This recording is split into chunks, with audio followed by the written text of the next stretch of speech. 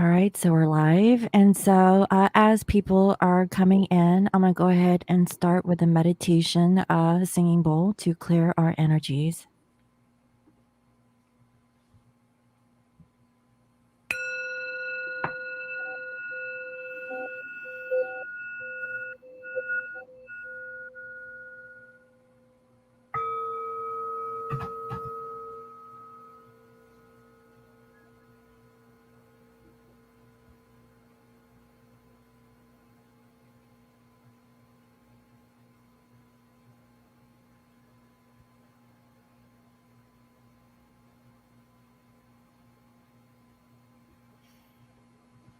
All right.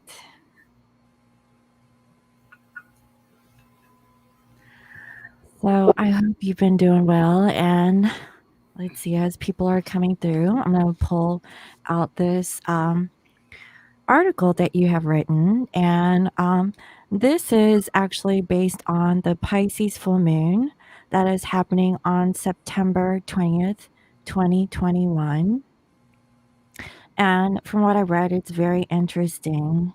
And I don't know. Do you want to go ahead and take it from there? Sure. There's a lot going on between the 20th and 26th in this coming up week, and we can go through all of it.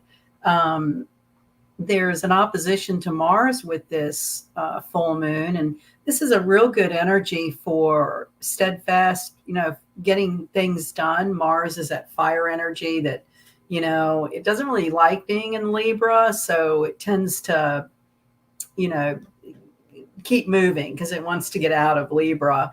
As the week trudges on and we get to Mercury retrograde, the tug pull that we're going to be experiencing over the next few weeks is the sun moves into Libra, Mars is in Libra, and then Mercury retrograde wants you to be introspective. It wants you to be quiet and not really take much action. It's a time when you think about what you're going to do, but don't really try to start anything. And Libra is that very social Venetian kind of energy that wants to socialize and circulate and mainly socialize. So that's going to be the sort of push and pull of feeling like we really want to get some things done. And certainly the opposition to Mars makes things, a little extra help to get things done. But then Mercury retrograde wants us to kind of start getting quiet, sort of backpedal, just sort of get into a more laid back kind of way for about the 4 weeks or so.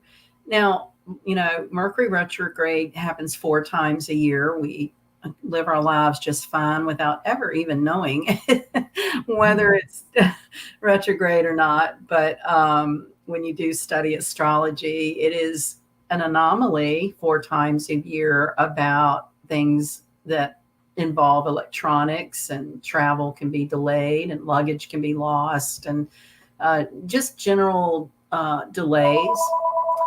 And I'm sorry, I meant to cut that ringer off. And it is, I'm sorry. Is it your friend? I think this is a solicitation call. Oh, okay. Okay, got it. And I meant to turn the ringer off. I'm so sorry. You're fine. So, You're fine. also going on here, there's a lot going on between the planets and the fall equinox with the sun moving into Libra, leaving Virgo. So full moons, of course, bring things into light. Pisces represents the 12th house in the zodiac chart, the natural zodiac chart.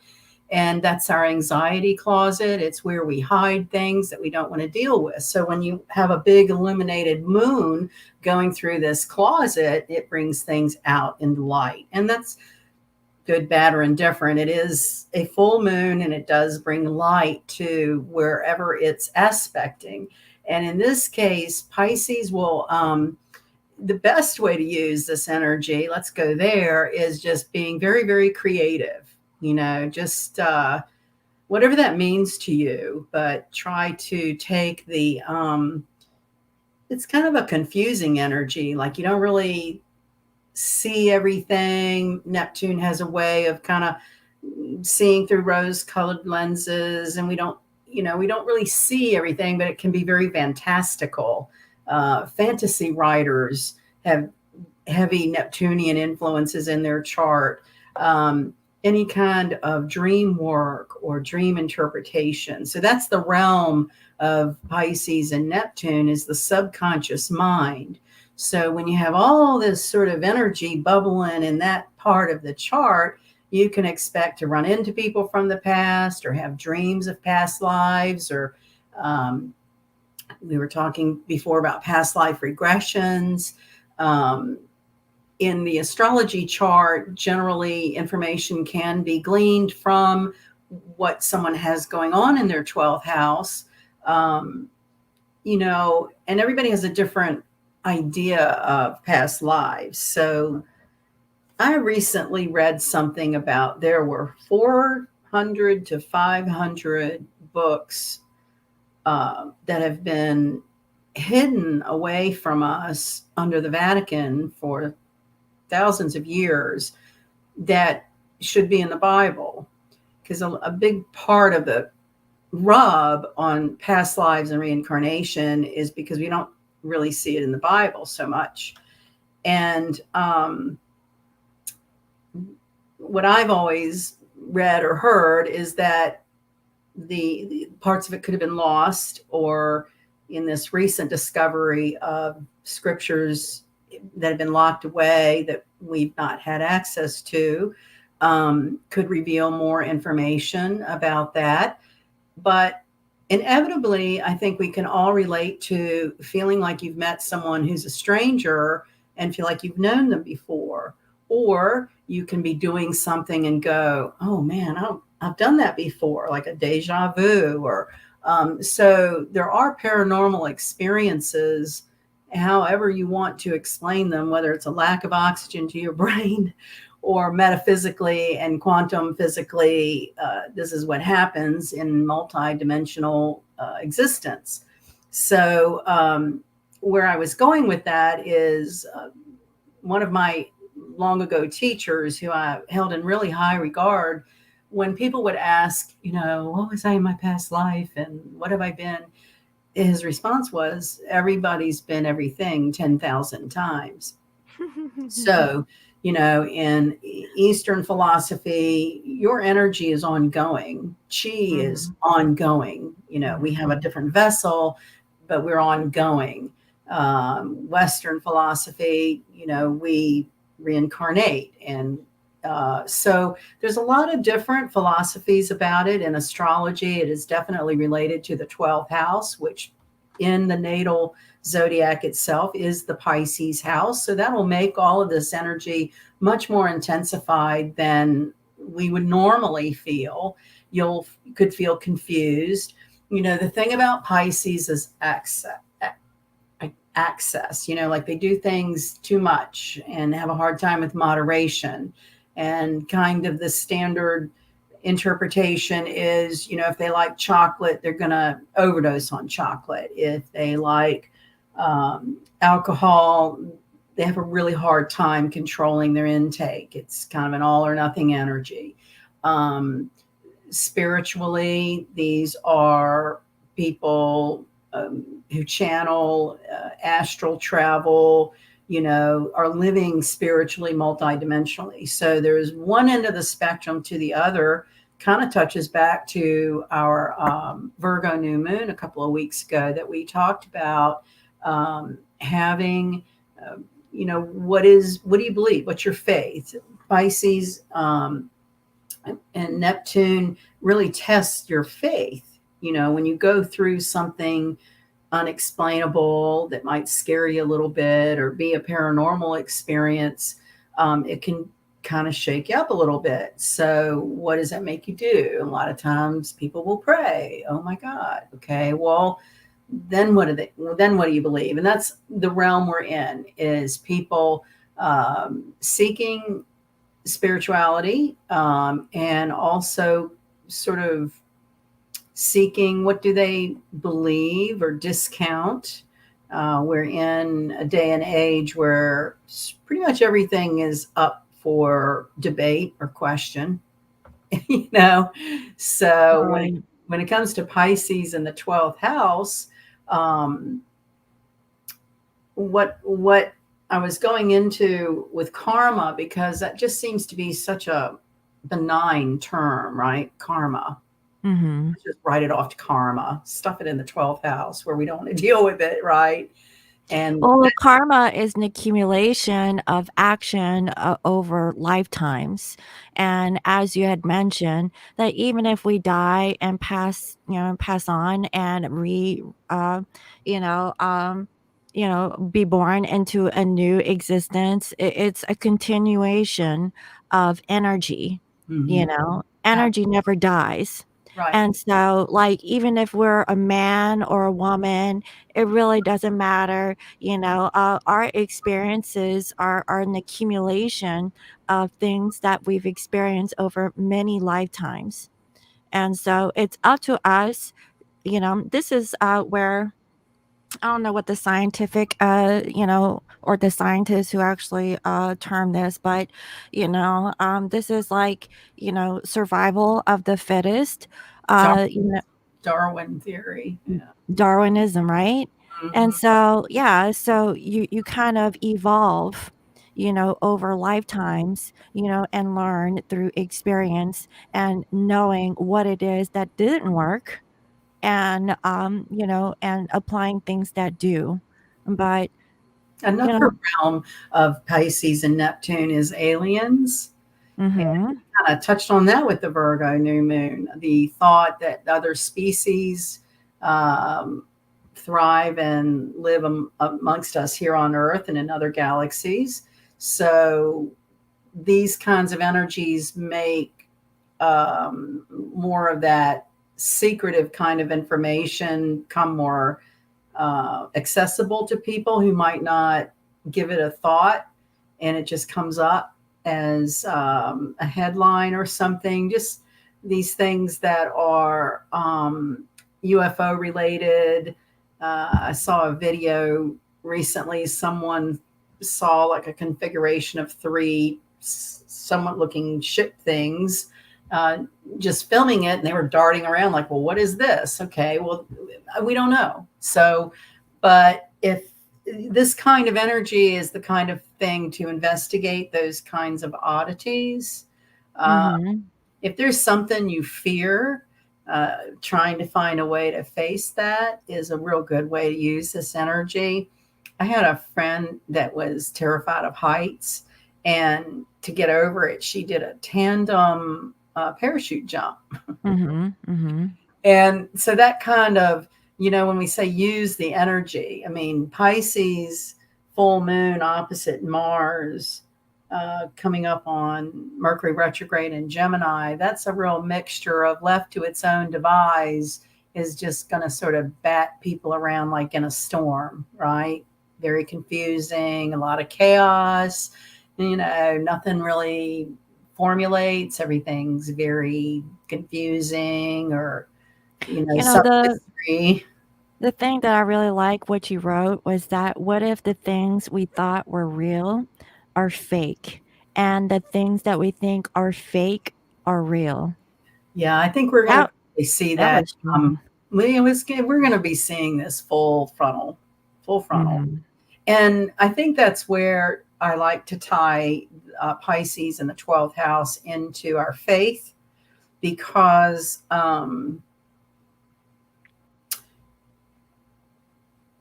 that is the common thread in human society, regardless of what culture you're from. Our faith is what carries us through some sort of trauma or some sort of something to survive or something to process. And then that can be on so many different levels. But in general, uh, the Pisces full moon will certainly provide the opportunity for people to have profound experiences in meditation. I Mhm. know there are guided past life regressions. There are people you can see, but that's exactly what this energy is all about. Um, Mhm. long, long time ago. There's a little new age bookshop here, and we did all that kind of weird stuff. And I did a past life regression one time, and Mhm. um, so you're there in meditation, and she asks you questions. Look around. Mhm. Where are you? Mhm. Can you Mhm. tell where you are? What period it is? And so the nutshell is, I had farmed a huge farm with my husband in Virginia. He had been killed in the Civil War. Mhm.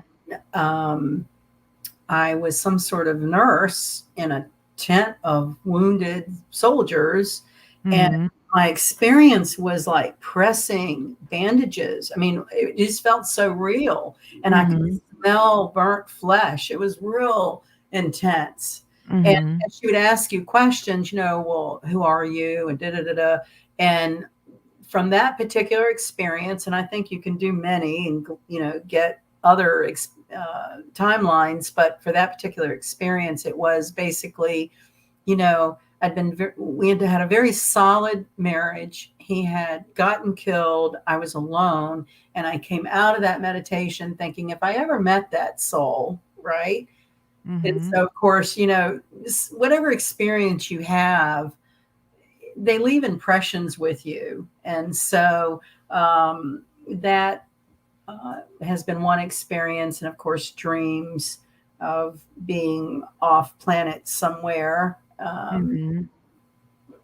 So I think it's fascinating. And this certainly is the energy to scope out those kinds of activities, also in astrology, where you would find past life information is with the nodes, the north node, south node, give you an indication of what you were in past lives, and the Right. lessons that you learn to apply here to stretch further and evolve.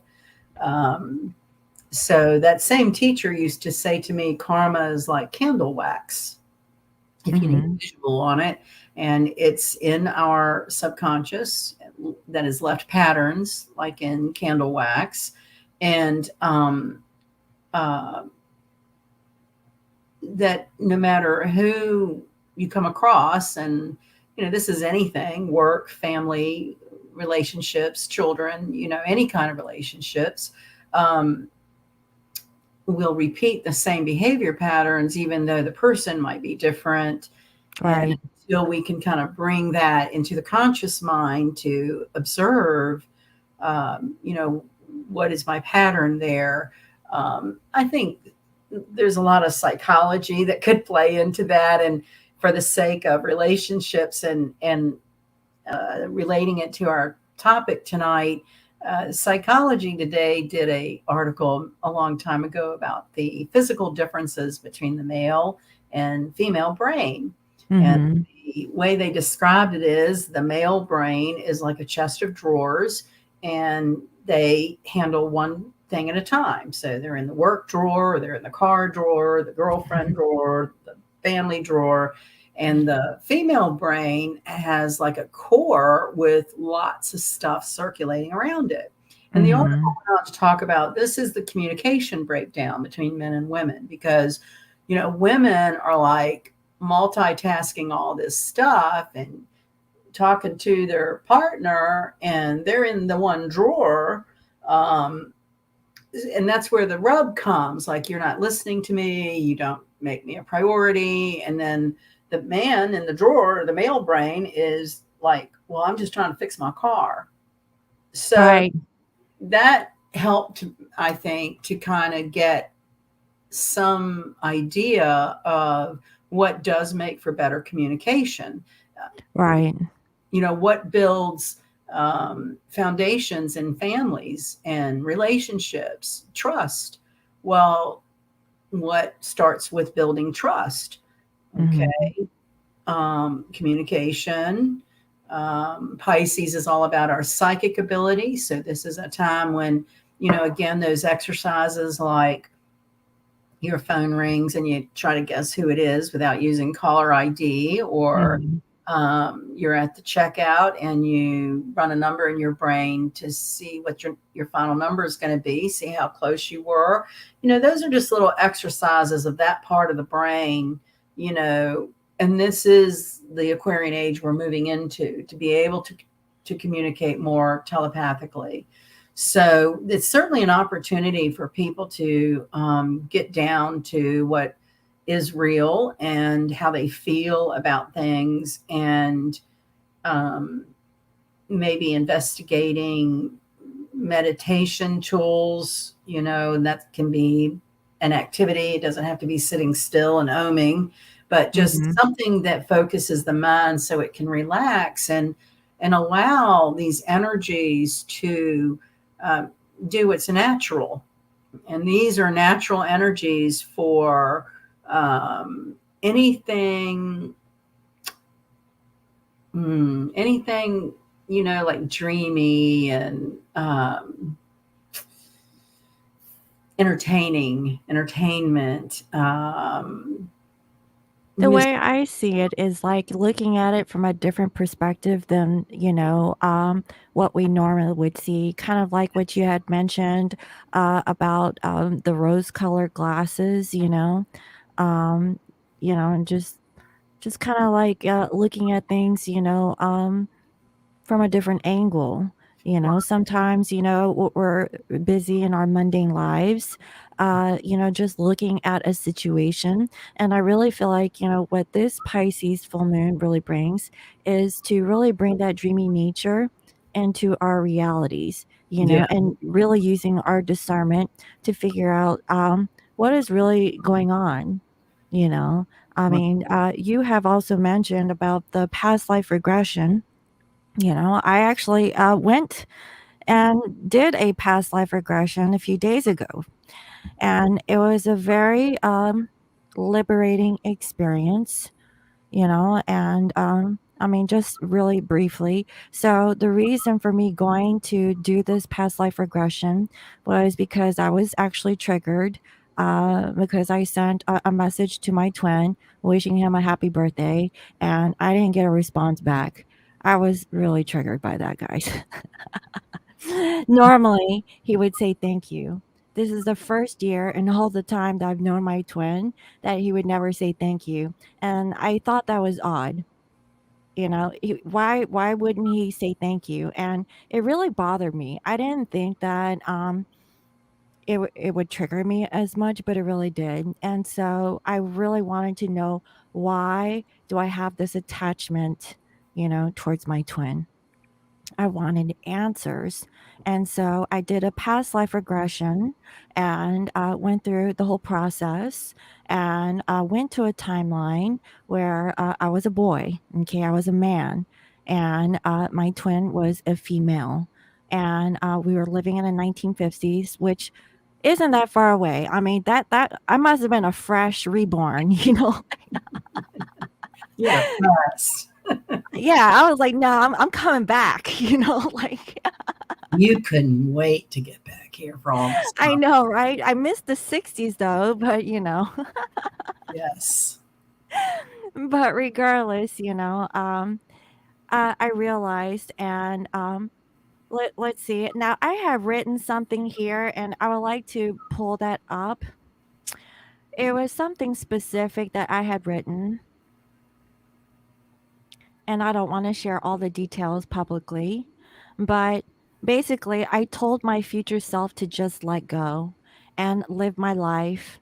If they are not in the present, that is the reality. So, if in my reality they are not showing up, I need to be okay with it and let go and just be happy and do things that make me happy. And that message kept going over and over. Now, guys, okay, this was coming to me through my subconscious mind. My subconscious, was telling me I needed to let go. I didn't let go. It's so easy to say that you've let go, but I really, my know. It's subconscious was telling constant. me that. It's constant. It's energy. So it's Hmm. normal for things to trigger memories or trigger signs or the things that do it for one person or another. And it's certainly normal. I think it's called being human with emotions, and we're all trying to learn how to best learn and grow from experiences and um, help others in similar situations. Um, the one of the jokes in astrology, the sign of Cancer is Cancer never let go of anything that didn't have claw marks on it. So every person has a different way of how they handle letting go. What is letting go? What are you talking about? You've had some sort of I mean, you all were a relationship for years, and you just, I don't think you ever forget someone that was in your life a long time. And of course, I mean, it's part of your history. I do Mhm. think that we can take some of those experiences maybe and write about them and share them with people going through something. I've always felt like you go through something so you're better prepared to help someone through it. Well, Um, I think that's the whole part of this whole twin flame journey is that, for the awakened ones, we have to go through all this pain and suffering and really share our experiences with the collective being because vulnerable. Yeah. yeah, because we've been through it, and we have a better way of, you know, um, kind of like sharing with everyone, this is what has happened. This is based on experience. This is how we can meet our end goals, and Manage just expectations. oh yeah. That's right up there with letting go. Yeah, just let it go. Our expectations. Um, yeah. So, well, the Pisces full moon, you either, I'm so sorry. Go ahead, you can hang up on there if you like. Cheesy peasy. So you can, oh my God, they're checking on my car warranty. Okay. Oh, I've gotten those. Warranty I don't No, have. no, I recently got that email, I mean, the voicemail to myself. "Did you know Mine that looks your like car never. warranty is about to expire? Y Please renew now. Call us at blah, blah, blah." I'm like, "Wow. Hi, Cecilia. Sorry, guys, if I'm not Hi, responding to you, Cecilia. I'm reading your messages, but, you know, just saying hi Well, real quick. talking about Thank you, honey. letting go and Pisces energy, um, Pisces would either go to the sweat lodge to have a retreat for the weekend, or get a bottle of wine and go to the seashore. So Pisces expresses energy either very spiritually or liberally with excesses and alcohol and sweets and um, yeah. So is that what we're expecting for the collective? Everybody's gonna go to a grocery store and stock up on liquor and chocolates and binge watch on whatever or go to the beach or What was that? 20,000 Leagues Under the Sea, right? Neptune's at Uh-huh. the bottom of the ocean. So it would be movies at the bottom of the ocean, or one of my standby favorites is Jaws. So, you know. Oh, wow. Well, I Um, guess, like, around this time, we shouldn't be watching things that would trigger us deeply in that way, right? well, the funny thing about triggers, I think they're very necessary.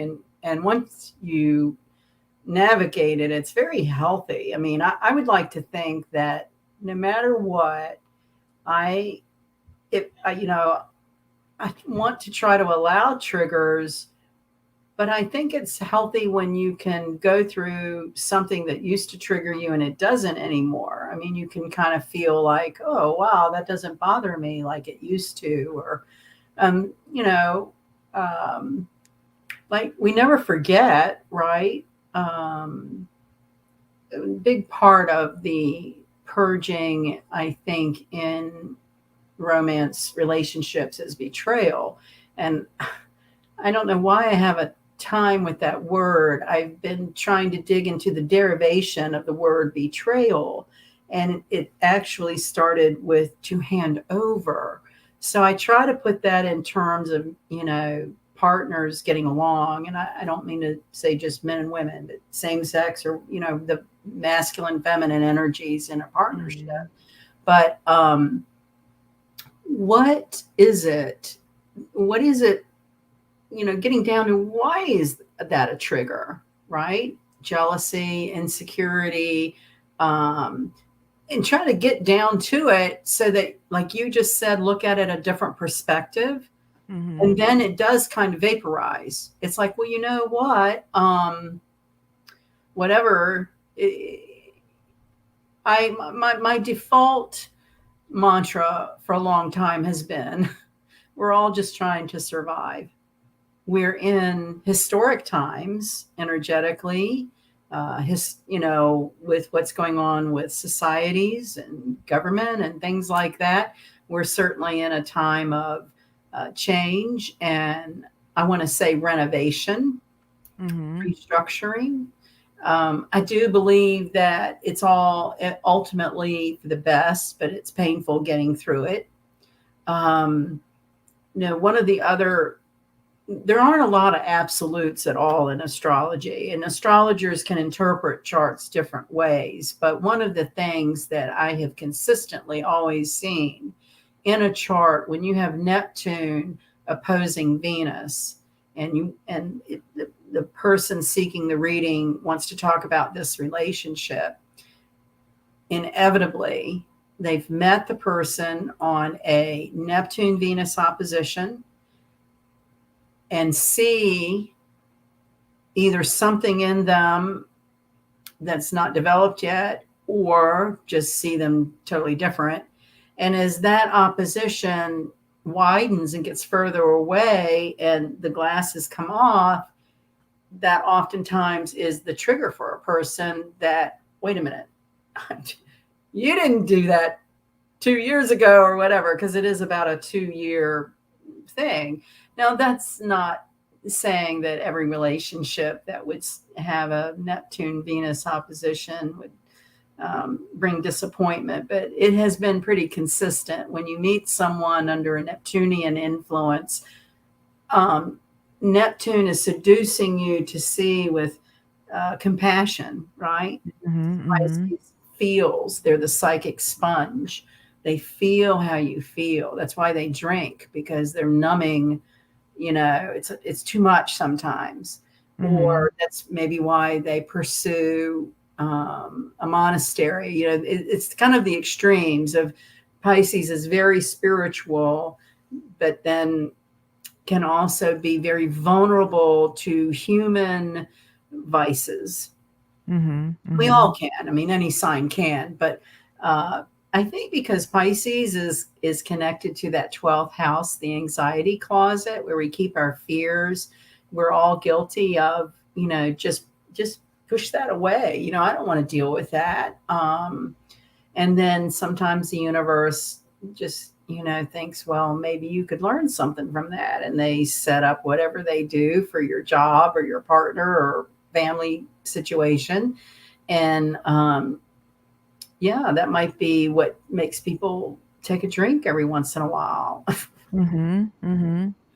When you're forced to deal with, especially family, because we have this perception that family is everything, and you fall on the sword for a family member, even if they don't have your best interest at heart, or in my family, there's been history of mental health. So there's all kinds of depression or um, in fact, it was Sylvia Brown. So I don't know if your viewers remember her. She was one of my mentors, and I did her chart a few times, and she read for me. And when my brother took his own life, she said it was related to being bipolar and untreated. So um, we're in just such mysterious, stormy waters with this Neptunian uh, fuzziness, like what's really going on. Um, what I So meant, what I've come to conclude with this is that there's illusions that we need to yes, really look at yes, and illusion using is Pisces, and yeah, and using our discernment to see if this is real or not. our psychic ability, right? Right. Right. So using our psychic ability to discern because there are illusions playing, So right? it's always good to question Yeah, what is and not just look at the whole dreamy like nature or right. this vision that we have that's in front of us or what we're seeing. Is it real? Yes, that, and also too the illusion of romantic relationship, right? Yes. So, Yeah, I've actually and I don't mean to oh, interject. no, I actually please. did a personal reading with an individual and she had a wedding. It was beautiful. It was everything that, someone could always think of, or ever want to have. And basically there's turmoil after the whole bubble phase. So what happened? you know? And obviously we can get carried away with the whole dreamy nature and the whole like stigma of having like this beautiful connection. It was kind of serendipitous. It was like a whirlwind type of romance. And like a year into it, then you get to actually know your person. Things start coming out of the closet, and you didn't realize that there are issues that your person had unresolved from a past situation that was never taken care of. But they're married already. So what do you do? And then there's this issue of like divorce, and so, basically, if guys, okay, if you get married, marriage is not easy, okay? You have to work on your freaking marriage. I was going to say, like, one thing that I observed once, and I don't know, I didn't understand it and I still don't, but it was a couple that lived near me that just seemed like, you know, a good fit, healthy. Yeah, on the outside, they look like, they're doing well. Maybe on social media they post those pictures, but behind closed doors, there are issues.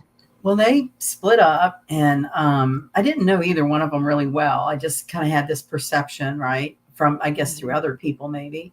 And when I realized that they had divorced, and there was a young child involved too, so it wasn't like they stayed together for a young child. Mhm. Um, I actually saw her once, and I was like, I just heard this. I'm really surprised, you know. And her response was, "We didn't agree on anything. We didn't agree on anything." And I was like, "Okay, well, is it reasonable to expect another person to agree on everything?" I mean, no. I mean, relationship is about communication of your wants, needs, feelings, expectations, and the rub comes when nobody wants to talk about or wants to be too polite or wants to keep up some kind of illusion, whatever it Mhm. is. But it really does tear at the soul, doesn't it? Because when you what you just described with your client, I guess what goes through my head is soul contract. I look Mhm. back at my marriage. I was married briefly, and I look back and it's like it had to be karma because if you took the individual thing itself, it didn't make any sense. It didn't make sense to be Mhm. married to him. I don't know why. And I remember Well, for me, like I realized that this is a repeat theme, and it actually came out in my past life regression. I'm a fixer, so my husband, my ex husband, um, I felt like I could fix him. I thought I was Mother Teresa.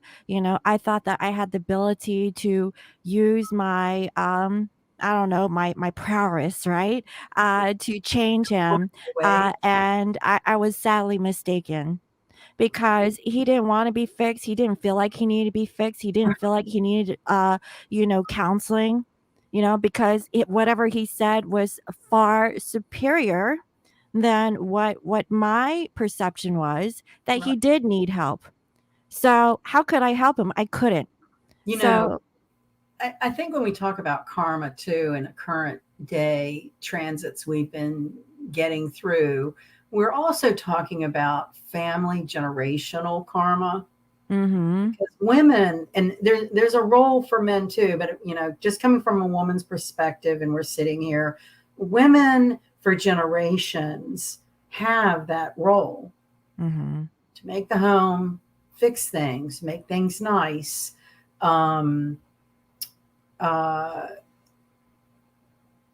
and I guess it just human nature.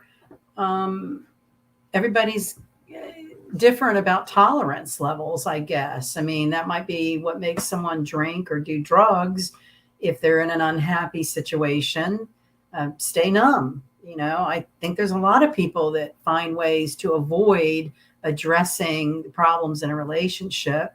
And certainly prior generations stuck it out and stuck together, for the family and stuff.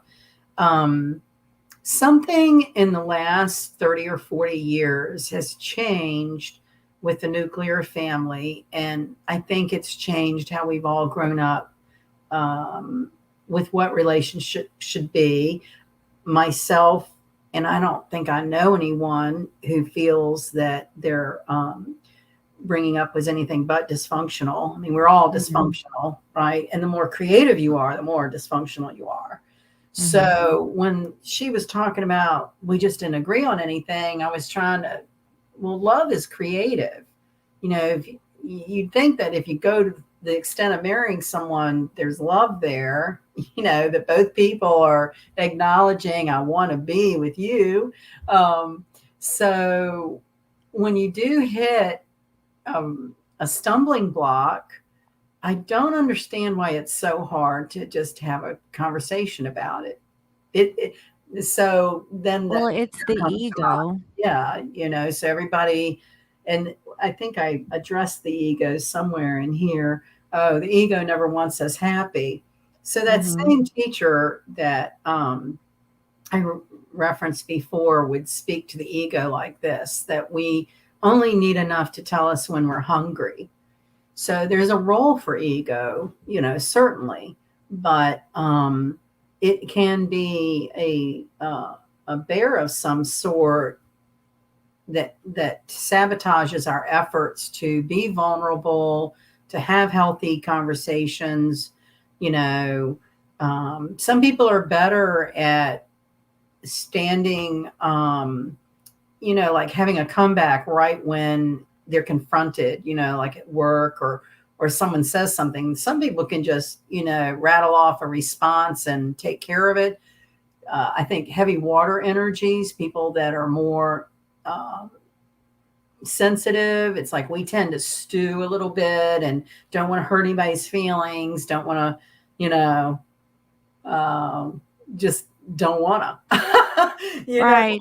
I just think shut it's down, I just like, guess. people are more complacent Yeah. and not standing in their truth. It's harder to be honest than to be dishonest. It's easier to lie, pretty So much. what has developed that, you think, over the last few decades? I think people just don't want to deal with their issues and they just pass it off and do a cover up.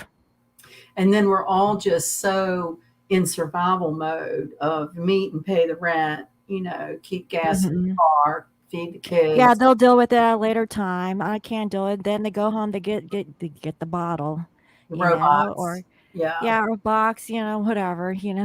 Well, whatever one to thing kind about of the energy that we're in is just having this discussion. When you talk about complacency as a whole for people, um, it takes a lot to get attention of people, mhm, right? mhm, And one thing that, when you talk about what is fake and what is real, when I was thinking that, I'd like to say what I was feeling. I believe that over the next months, we're going to see that a lot of the fantasy movies that were produced in Hollywood are not fantasy. And a lot of the traditional institutions that we have thought were real are not. And I do believe we're in some sort of flip flop of, you call it perspective, or, you know, whatever has triggered us to question everything, I think is very positive, because we don't want to be the Walking Dead. I mean, I if was you, joking about that with my friend. I said, "We're actually living through The Walking Dead right now." well, I mean, there's just this eerie connection with the corruption that has come out with Hollywood and what Mhm. we're going through.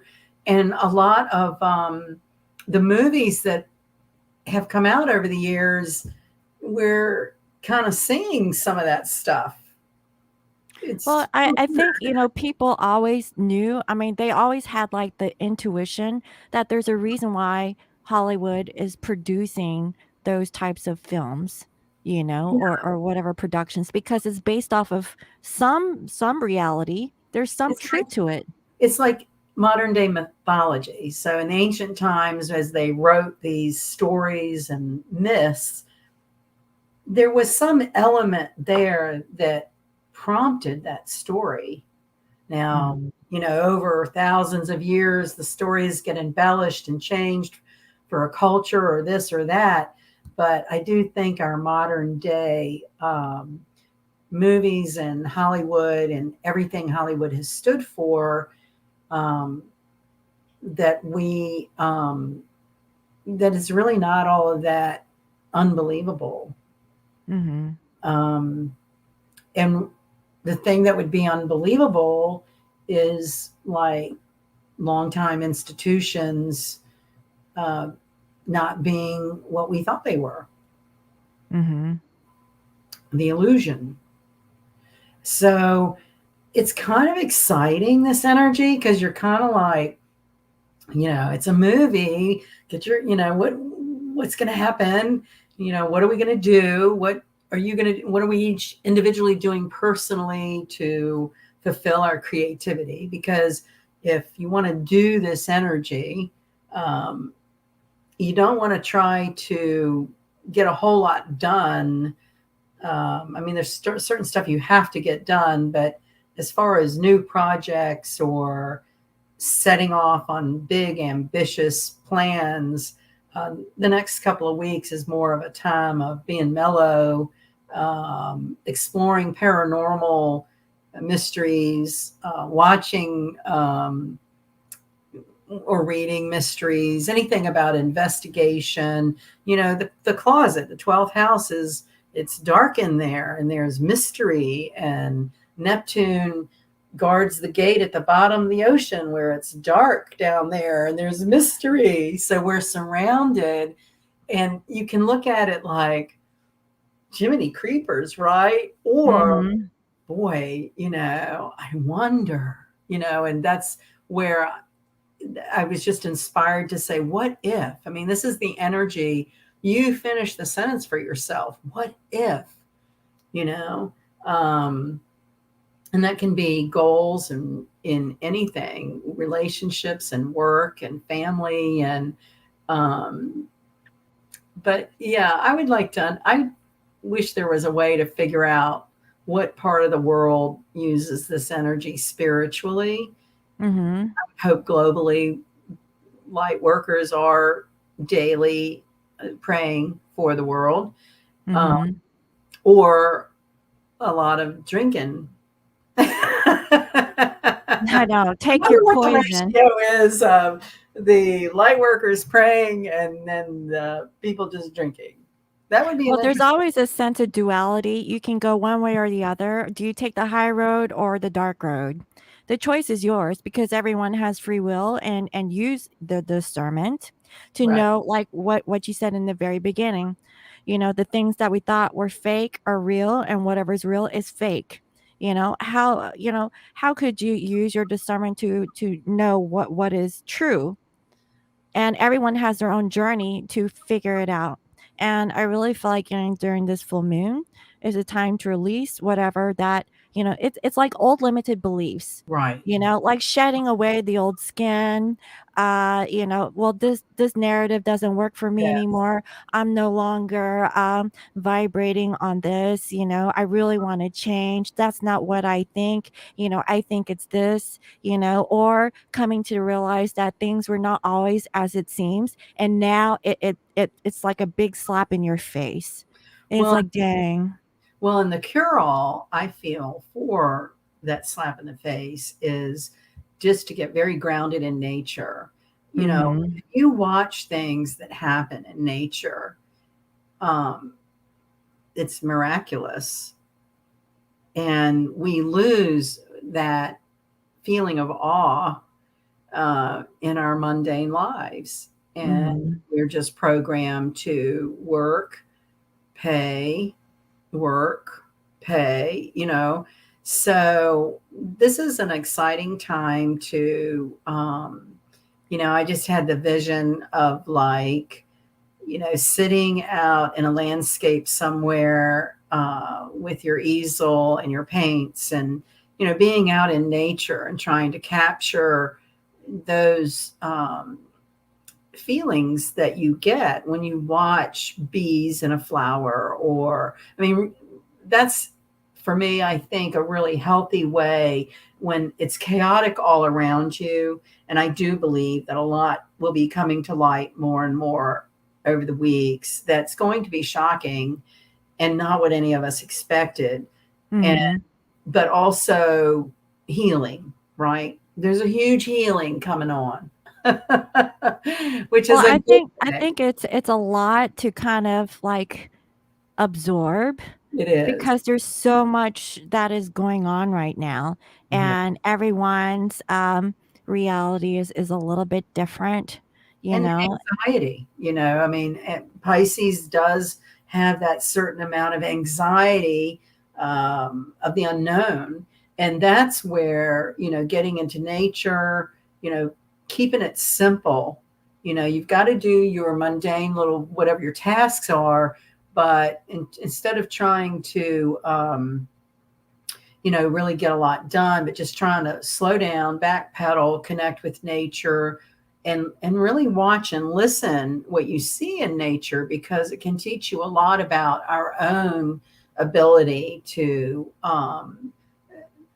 compromise our emotions. So I just thought it was so stark for someone to say, we don't agree with anything. And like, and it's like, that's it. And it's like, well, I don't think that's how any human interaction is. I mean, we need to learn more about respecting the fact that people can agree to disagree and it's okay, right? Mhm.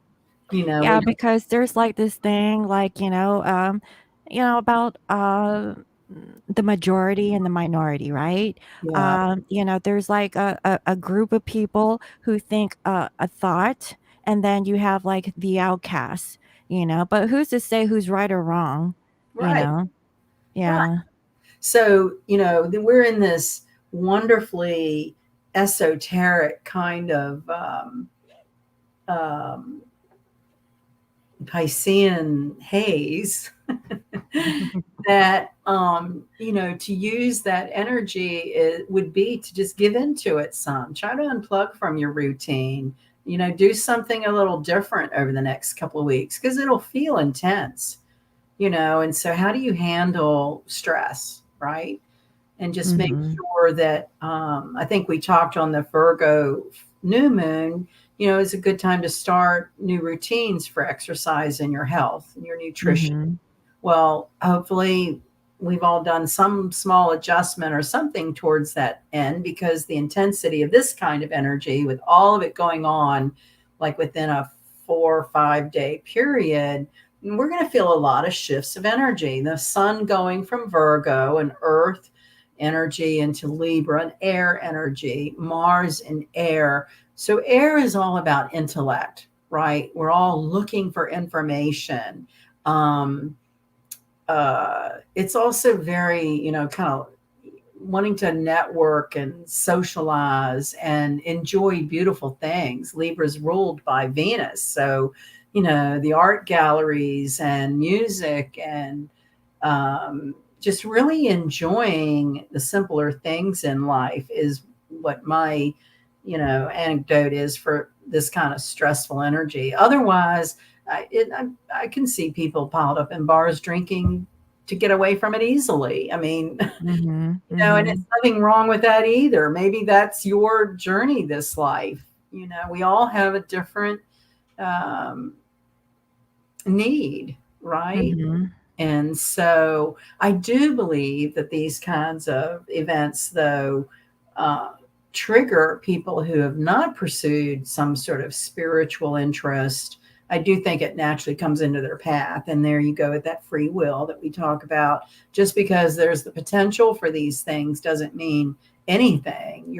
You have the free will to decide, yay or nay, am I going to go that way? And so yeah, it's Well, a I think it's like a part of the cycles. Like we have like this moon cycle that's going on and it's kind of, serendipitous that it's leading into a retrograde, which is forcing us to, slow down and retract and reevaluate what's going on in our lives. And so I feel like it's actually a really good transition yeah, going into like the holiday months, you yeah, know.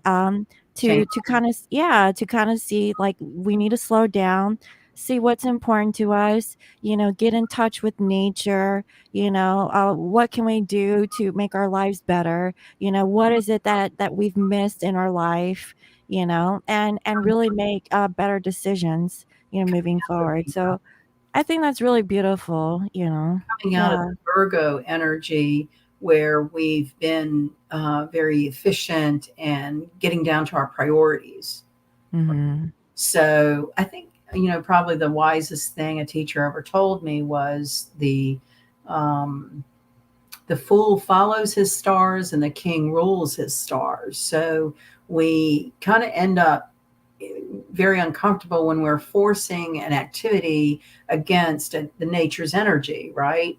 Like trying to ride your bike in a hurricane. So just kind of watching where your personal planets are, the sun, moon, Mercury, Venus, Mars, the ones closest to Earth. Um, it is a way to kind of ebb with, you know, um, I think of like body surfing in the ocean, right? You go with the wave. And Mhm. so this Pisces and fall equinox going into Mercury retrograde, sun changing sign, it's a lot of shifts, but it's like going from a lot of hard work, earthy Virgo hard work, into the harvest, and Libra celebrating the harvest.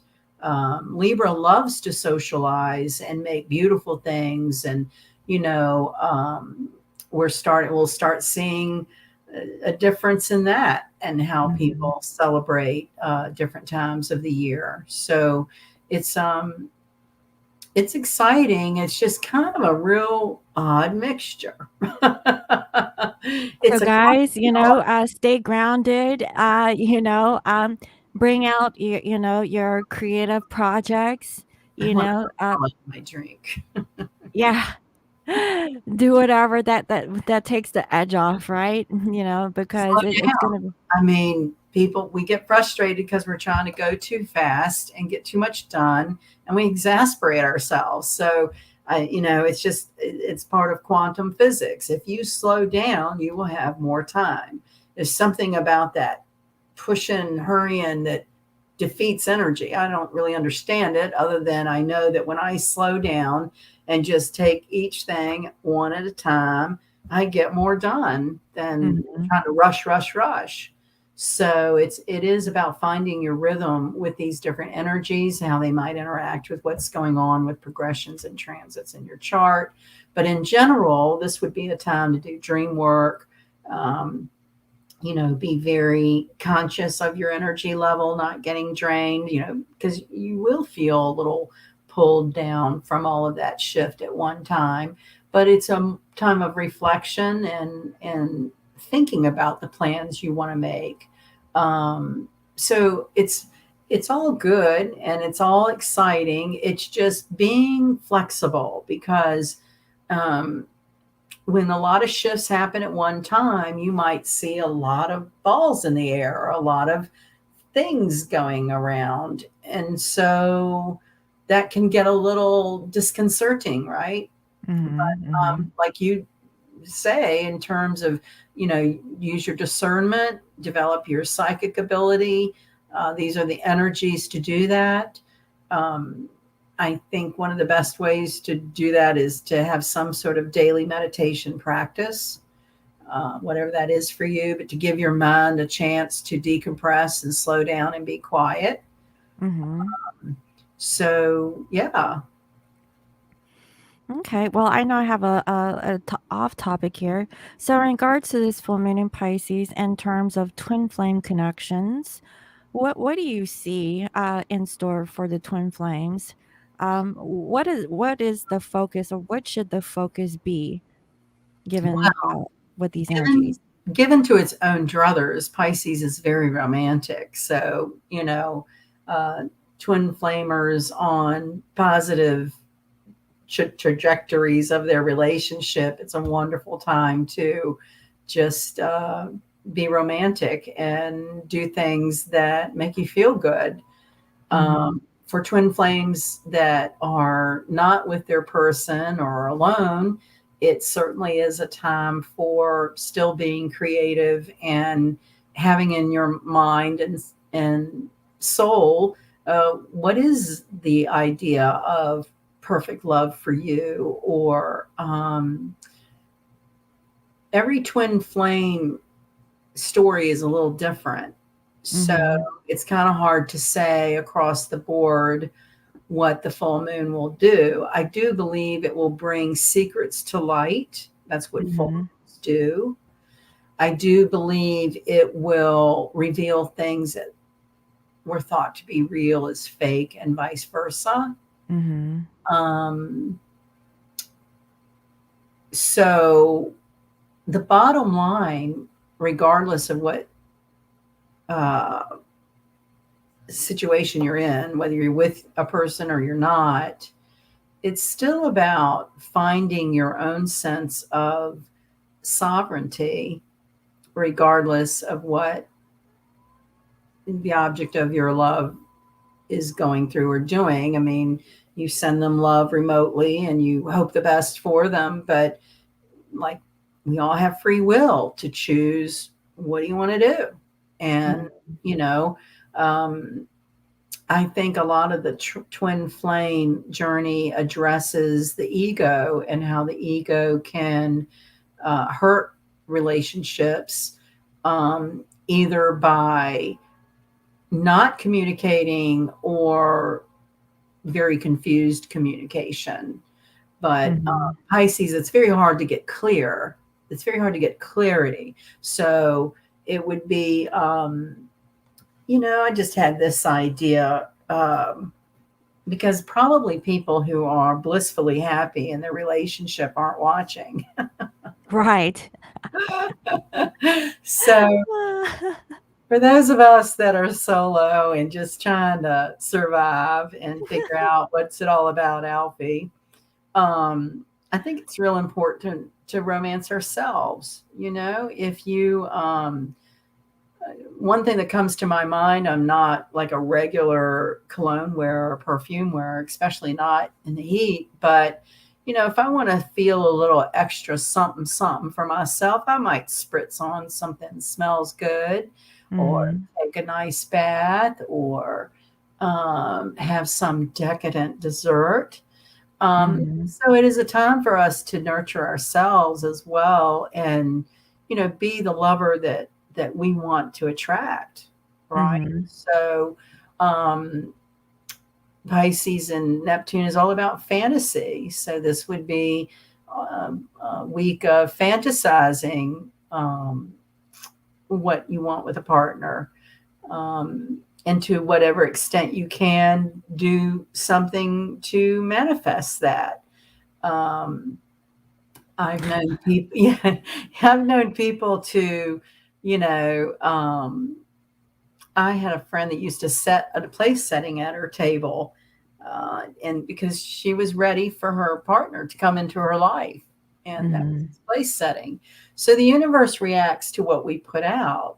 I think one of the most difficult things in twin flame world is that getting through the hurt and the betrayal, and figuring out what you feel about trusting, trusting yourself and your judgment for thinking someone was something else and not, or the expectations, managing expectations. I think that's the biggest thing is to really release expectations on a person, because it's like over glorifying the idea of a Right, certain someone to fulfill that role right. when, you We're know, all fulfilled, all right here in our little contained temple. yeah, you can do it within your heads, guys, okay? You don't need a physical person to fulfill your fantasies. Now, it'd be nice if you had a player involved, but, you know, the reality is, yeah, we could really make up our reality in our minds because it's just as vivid, Well, as the and thing that's in the physical. I have also heard, you know, just speaking about a twin flame relationship, whether you've met the person or not, or the person you've met is not participating, whatever the scenario is, but you're manifesting it by, we're just having this discussion, right? Mhm, We're mhm. saying that, in our life path, we would like a partner that is like no other. Yeah. So We've had play out your fantasies, guys, okay? I mean, if you wanna journal this out or, trust me. role play and play this thing, set a placement for your lover, for them to come over for dinner. I mean, whatever it takes. Put on a teddy, pull out your kinky toys. Yeah. Ah, So, I mean, don't you think that's what the whole point of like some sort of rebirth or regeneration of your life or a reinvention of your life? You go through periods and things get turned upside down and then you rebuild again. And ultimately, we come into this life alone and we leave alone. So, mhm, in between mhm. those two periods, we need to like ourselves and be okay being alone. And I think Right. that's why a lot of relationships don't pan out is people expect the other person to put something in them or fill some part of them that it comes from, maybe my dad didn't love me enough or something. You know what I mean? Some Mhm, mhm. twin flame to me is brings up the childhood wounds. That seems to be the consistent theme is feeling rejection or abandonment, betrayed. Neglect, yeah. Yeah. And so that's all feeling lack. I'm not lovable or, not feeling deserving of having or being a priority or something like that. And it tests all of us to find out what do we stand for? What will we take or not take? And there's no judgment. I mean, that's what really kills me about um, human nature, I guess, is, everybody is so quick to judge another person. And if they really look at themselves, we've probably done the very thing we're judging somebody else for at some point. Mhm. Um, we almost manifest that. And so being careful about how harsh you are about what you think your person's doing or not doing really isn't fair. It's not realistic and expect No, I mean, you should, ask the same questions to yourself. right. Yeah. And, you know, um, I think it's just really about this, like, I don't know, management of the watcher in your mind, like watching how triggers happen. We talked about triggers. Mhm. So if we can get more of a watcher kind of in our mind's eye at what's triggering us, or getting down to the feeling that we're being made to feel. And I think probably 100% of the time, it's not that human being making you feel that way. It's, that human being's triggering something that you felt a million times over 1,000 lifetimes, right? It just Mhm. happens to Mhm. be that one little molecule in their being that, oh, you know, so it's all good and fascinating, I think. I mean, if you ever have done dream work and really, tried to use your dreams to figure out subconscious patterns that you have, um, I always hear from people that I do charts for. They always recognize we repeat our patterns. People might be different, but the patterns can be the same, and that's the nut to break right there, right? That's the Right. shell. That's the, getting down to what are you so afraid of, to be vulnerable. And isn't that is some kind of exercise where you just keep asking yourself, let's think of an example. I don't want to use mine. I don't want to use yours. Okay, let's see. I'm thinking. Okay. So I did a chart recently for people who believe they're twin flames and they live in two different countries. Right? Okay. Mhm. Okay, so that's a battle. And so, say that what I'm thinking about is projection. How we're so quick to judge each other on whatever our past gripe or experience was. And Mhm. so, when you feel that strong of a connection with somebody and the task it would take to bring your relationship together. I mean, somebody's got to like get a new citizenship. That's pretty tall order, right? Right.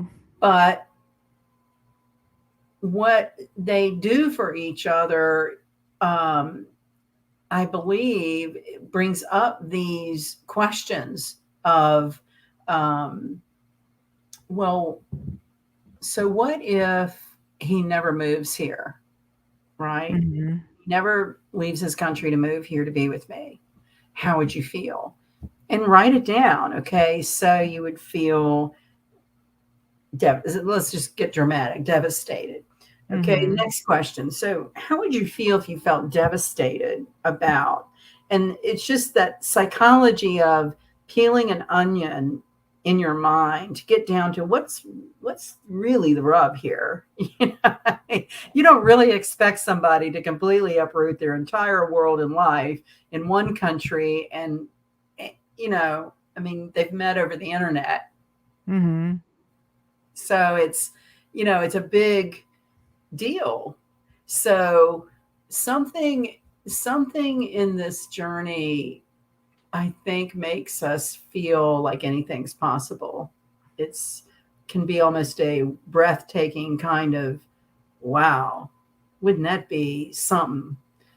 But maybe the purpose is not to actually ever be together. I think that part is different for everyone, because you do see people that are twin flames together Mhm. and they talk about it's not a cakewalk. I mean, people have to want a relationship and make it a priority. You do not just have a relationship because you're shacking up together. It's making No, it's more than that, and for the twins who actually chose for whatever reasons to be with a karmic partner, whether it's because of financial issues or, it was like, they just fell in love with them because of, the way they smelled, whatever the trigger was, right? For whatever, superficial reason. And it seems like the divine masculine is kind of stuck in that narrative, right? I call it a fantasy because I don't know what's so, fantastical about living, the reality in that way when they could be with their divine counterpart who is the one that is triggering them But to maybe they change. don't know that. I mean, I Well, don't. they Yeah, obviously they run, they don't want to change. you know, it's just very interesting, because there are a lot of similar feelings, for two people to be so distant, right? Like the Right. feelings get so intense, nobody can handle it or something. I don't know. It definitely comes down to, prioritizing what do you want in your life in terms of companionship and a relationship. Mhm. It's I mean, it really does make you decide, what are you willing to give up or not give up, what's important to you. Certainly the Virgo season we're coming out of is all about that sort of, you know getting down to what you really need and what you don't need. Mhm. And then everyone is at a different point of, there's probably people out there that haven't met someone they consider their twin flame, but they believe they are and are going to meet their twin flame. So everyone's in a different part of their path in terms of spirituality and awakening to what it really is about, and that it's not always just about um, A relationship. the normal conquest or the normal, you hook up with somebody and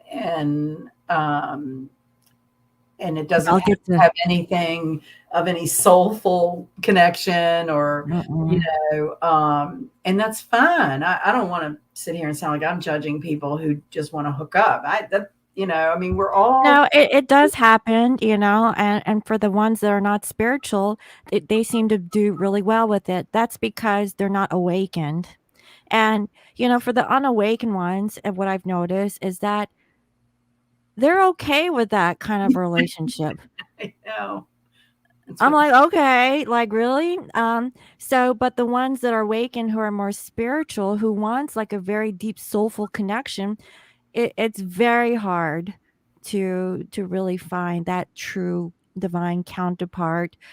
Let's say that you haven't met that person, or if you have or not, and it has been quite a journey and experience, to get to that point, but in terms of wanting that true love connection, you really have to learn to love yourself first. Everyone has to learn what self-love is. yeah, Everyone. that's the bottom line. Yeah. And So right. romancing ourselves for the full moon. Yes. Everyone who is watching this, make sure you take care of yourself. Maybe I'll light a candle to eat my tuna fish salad sandwich. Yes, but make sexy time with yourself, okay, guys? And if you Yeah. want to manifest your twin or, or just anybody, someone who is going to check off all the boxes of what your needs, wants, and desires are, go ahead and manifest it under the full moon and put Well, on that music and and whatever you guys are doing. the laws of attraction play in to the journey. Mhm. So there's a lot of metaphysics to it. There's a lot of spirituality. There's myth, right? There's Mhm. every culture has its version of a flame split apart. Mhm. It's very romantic.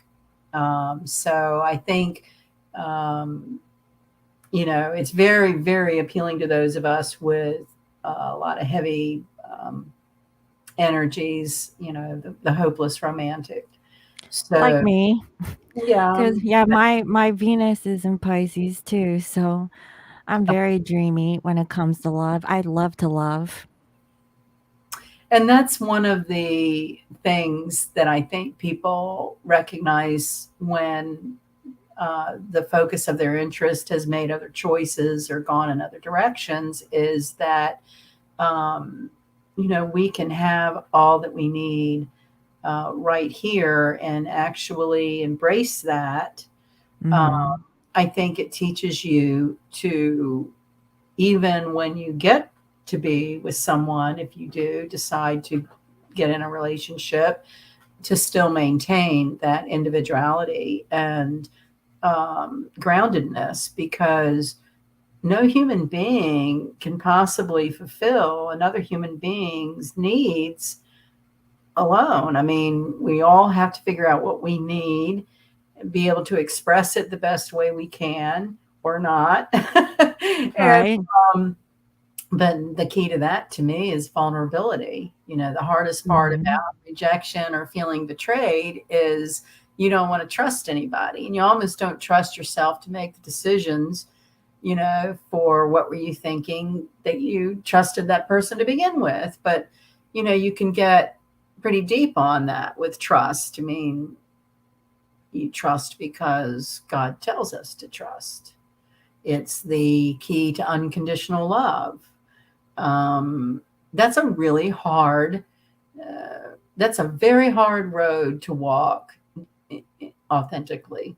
That, I think in terms of relationship, when you know when you're with the right person, in yes, terms of trust, let's say that you guys are dating and you're telling your partner, "Hey, I'm going to the grocery store, to pick up, X, Y, and Z. Do you want anything?"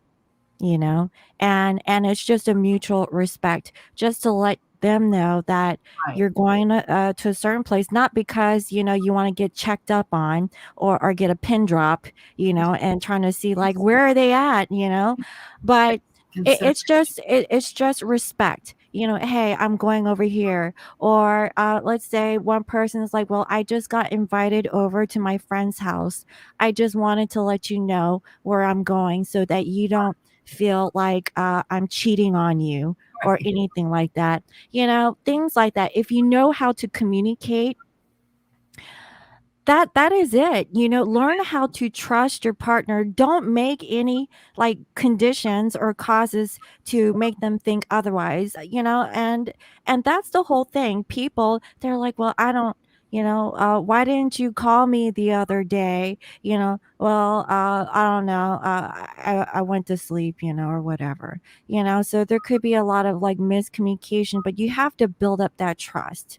Once that trust is broken, it's very hard to win that trust again, Yeah. you know and you just, and in cases like that, you have to, learn to accept whatever a past situationship is, learn to open up. But if your trust is being broken repeatedly, time and time again, then you have to use your decision. Is this the type of relationship I want to have for the rest of my life? Right. Right. And the older If you you're get, the less time you have to figure that out or waste with someone that's, right. you know, not interested in the same things. Yeah, why does somebody have to continually lie to someone? For what reason? And why are you with that person?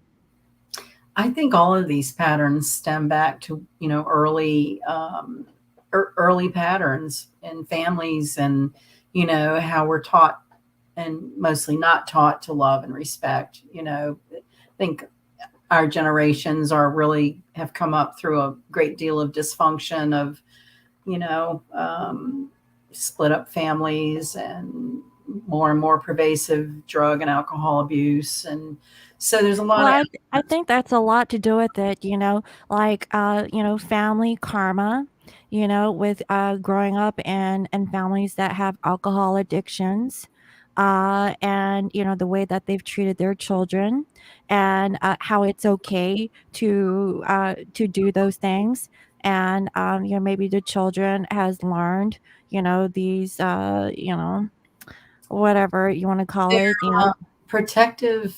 They're protective mechanisms. I mean, children are Mhm. taught to protect themselves when they feel scared in their environment. And in adult relationships, I think it comes out as not fully being vulnerable, not fully trusting. There's always that, there's just so far anyone can go. And I do think that these kinds of journeys that break your heart and make you think about what you want in your life, that's the role they play, is to shake you up, to shake your heart, to, you can't spend your whole life shut down. I mean, you can, and people do, but, in terms of the state of the world as we know it in these times, historically, we're in a spiritual awakening. We're in a period of a history where people are um, finding out what they believe in, and finding out maybe that institutions that we thought were one way are not what we need or believe in, or they're not authentic. Mhm. So we're all in this sort of moving. Um, I don't know. I get the vision of one of those pinball machines. A lot of moving parts, a lot of blinking lights, a lot of buzzers, a lot of things going on. Look over here, don't look over there. Oh, wait a minute, boom, just got, blindsided by that or whatever.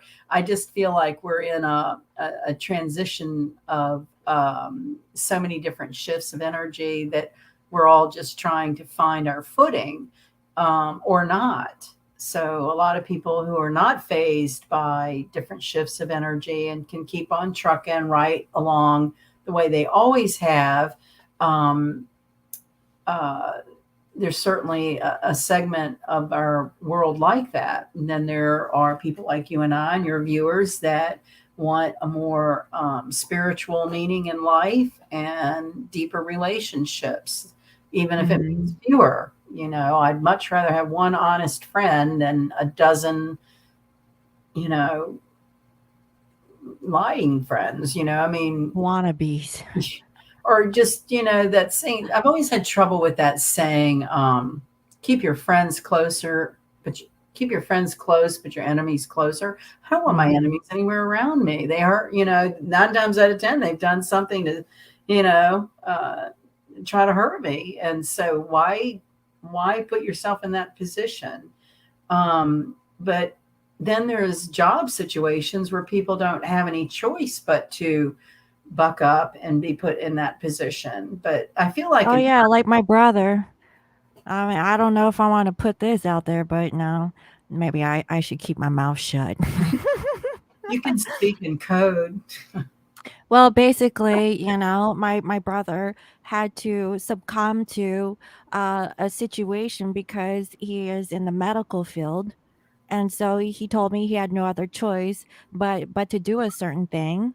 And I said, For what reason?" I said, why can't you just collect unemployment? They're printing out free money anyways."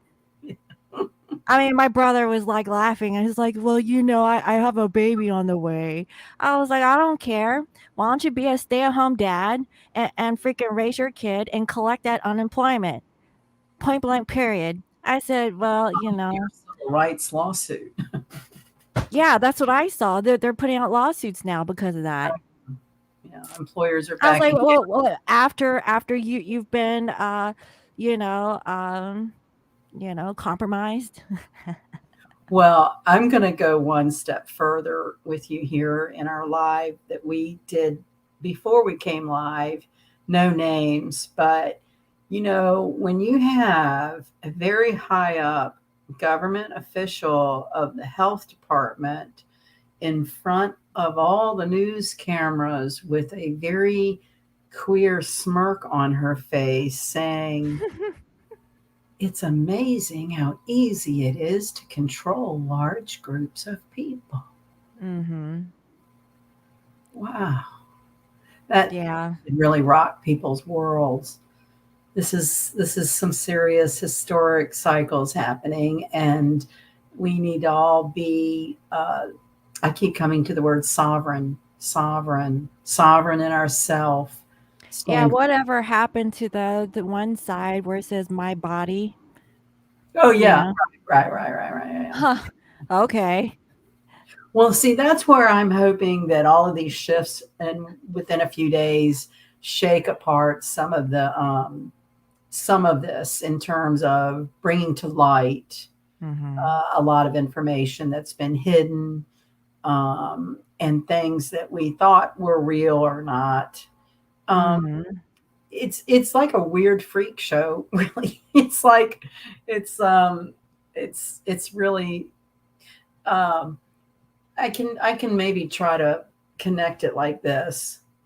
When I was talking about what inspired me to write that in Hollywood, and the movies being more real than what we know, there Mhm. was a Afghanistan um, retired special operations officer, um, who had been in Afghanistan years ago.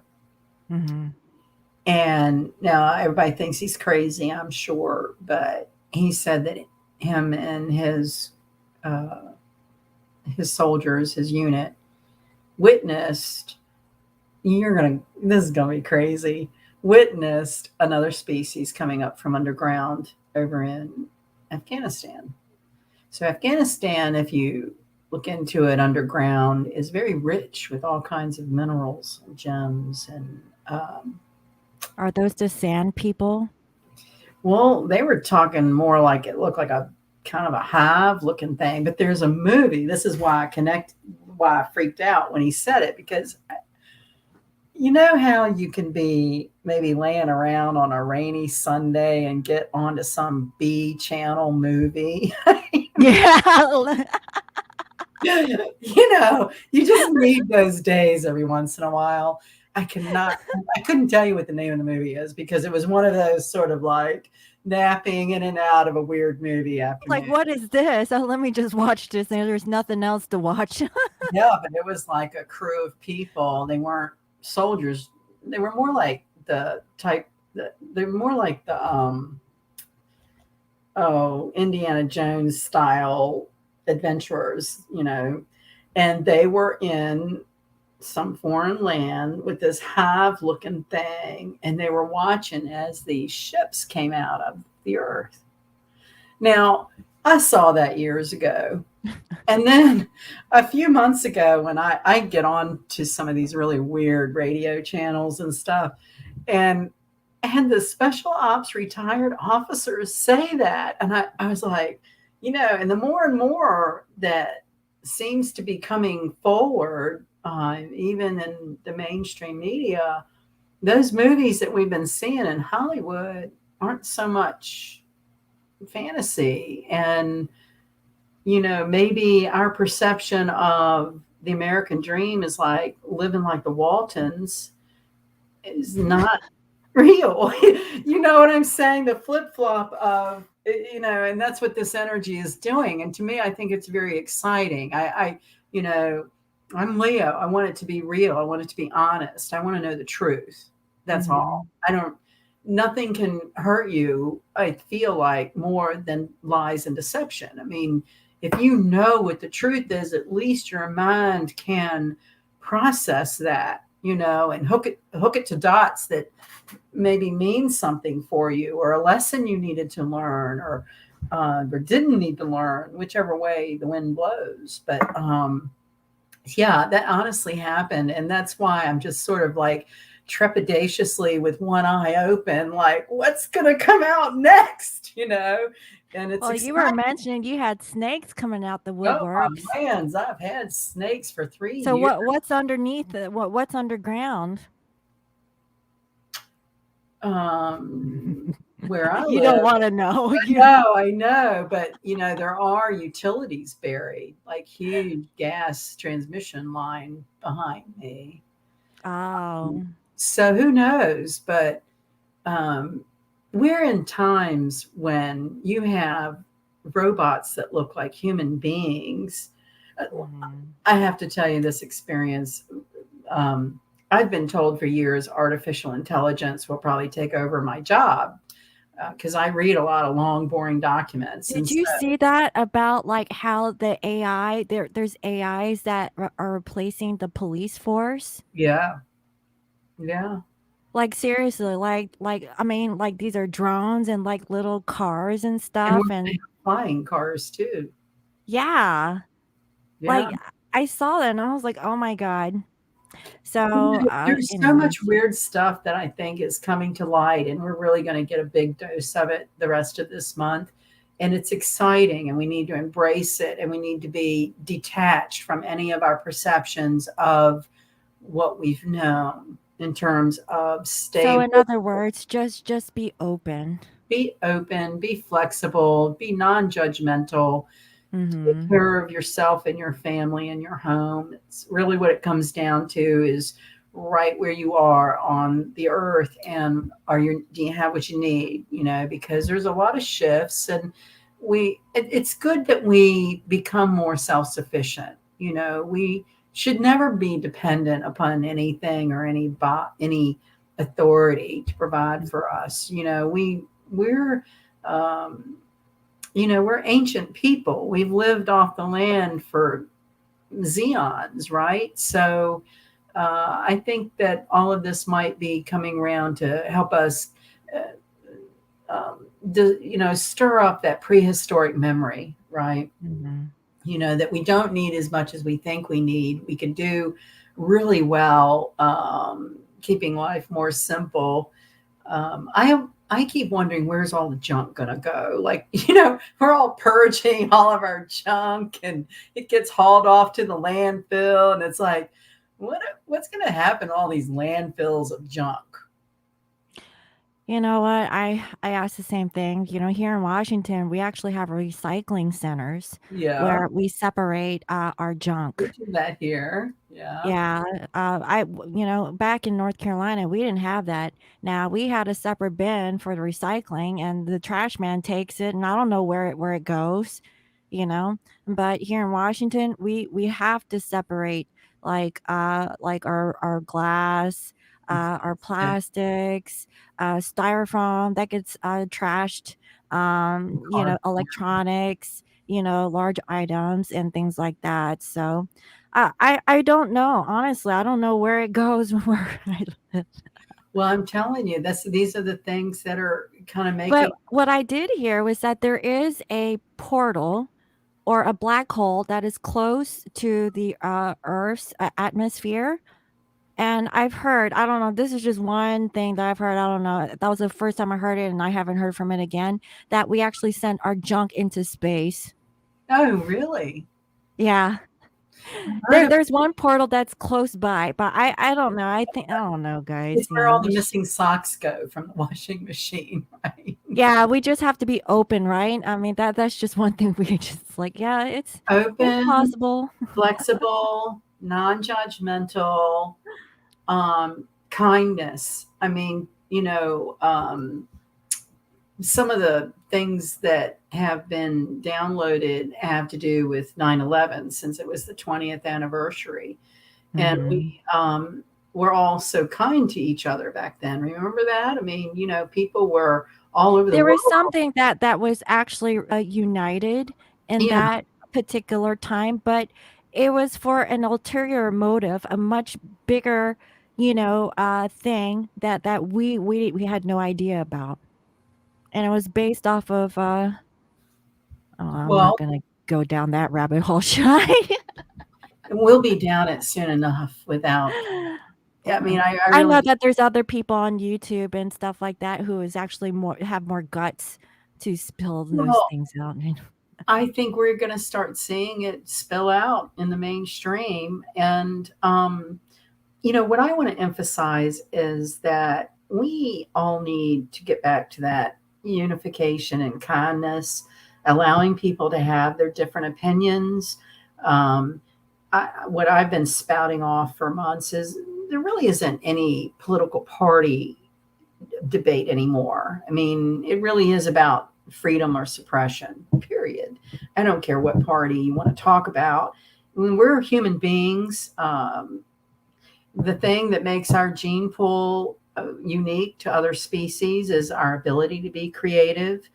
There's a whole thing about one of the galactic species wanting to mine that unique genetic makeup of our species, Humans. yeah, here on Earth. So these are very fantastical ideals that have been science fiction. Mhm. And even with the artificial intelligence and things like that, um, so I deal with a lot of like state agencies, and they're notorious for taking forever to produce documents, right? You put in a Mhm. request, if you get it in a week, it's really good. So recently, I was in a jam and I needed a copy of this thing. And, I was like, oh man, this is going to take, a week. Well, so the agency has changed its website, and I go in there and I make my request. I had that document in less than 20 minutes. I am certain artificial intelligence did that because they use Mhm. these scanners to pop out like words, right? And it was a document request. So when they processed the name and what I needed, done. And it's like, well, I don't want to like it. It's going to put me out of work. I mean, it's put a lot of people, clerical people that deal with documents and producing documents. It's already put a lot of us. It's curtailed, what the workforce needs because they can have a computer do all this scanning and reduce hours that they pay people tremendously. And it's just real frustrating that, where's the line between science, evolution, and how it helps the human race Well, before, I would think that we could look at it in a positive light and say that maybe it's going to allow us to do other things yeah, rather than basic, you those know. creative things that a computer cannot do. Exactly, because the thing that AI intelligence can't replicate is humanism. They get real close. It's close, but it's not real. Yeah. So, so I'm getting a lot of Sylvia Brown tonight for some reason. She told a story about aliens amongst us, and here are some of the ways you can tell if the person that you're seeing or dealing with may not be from here.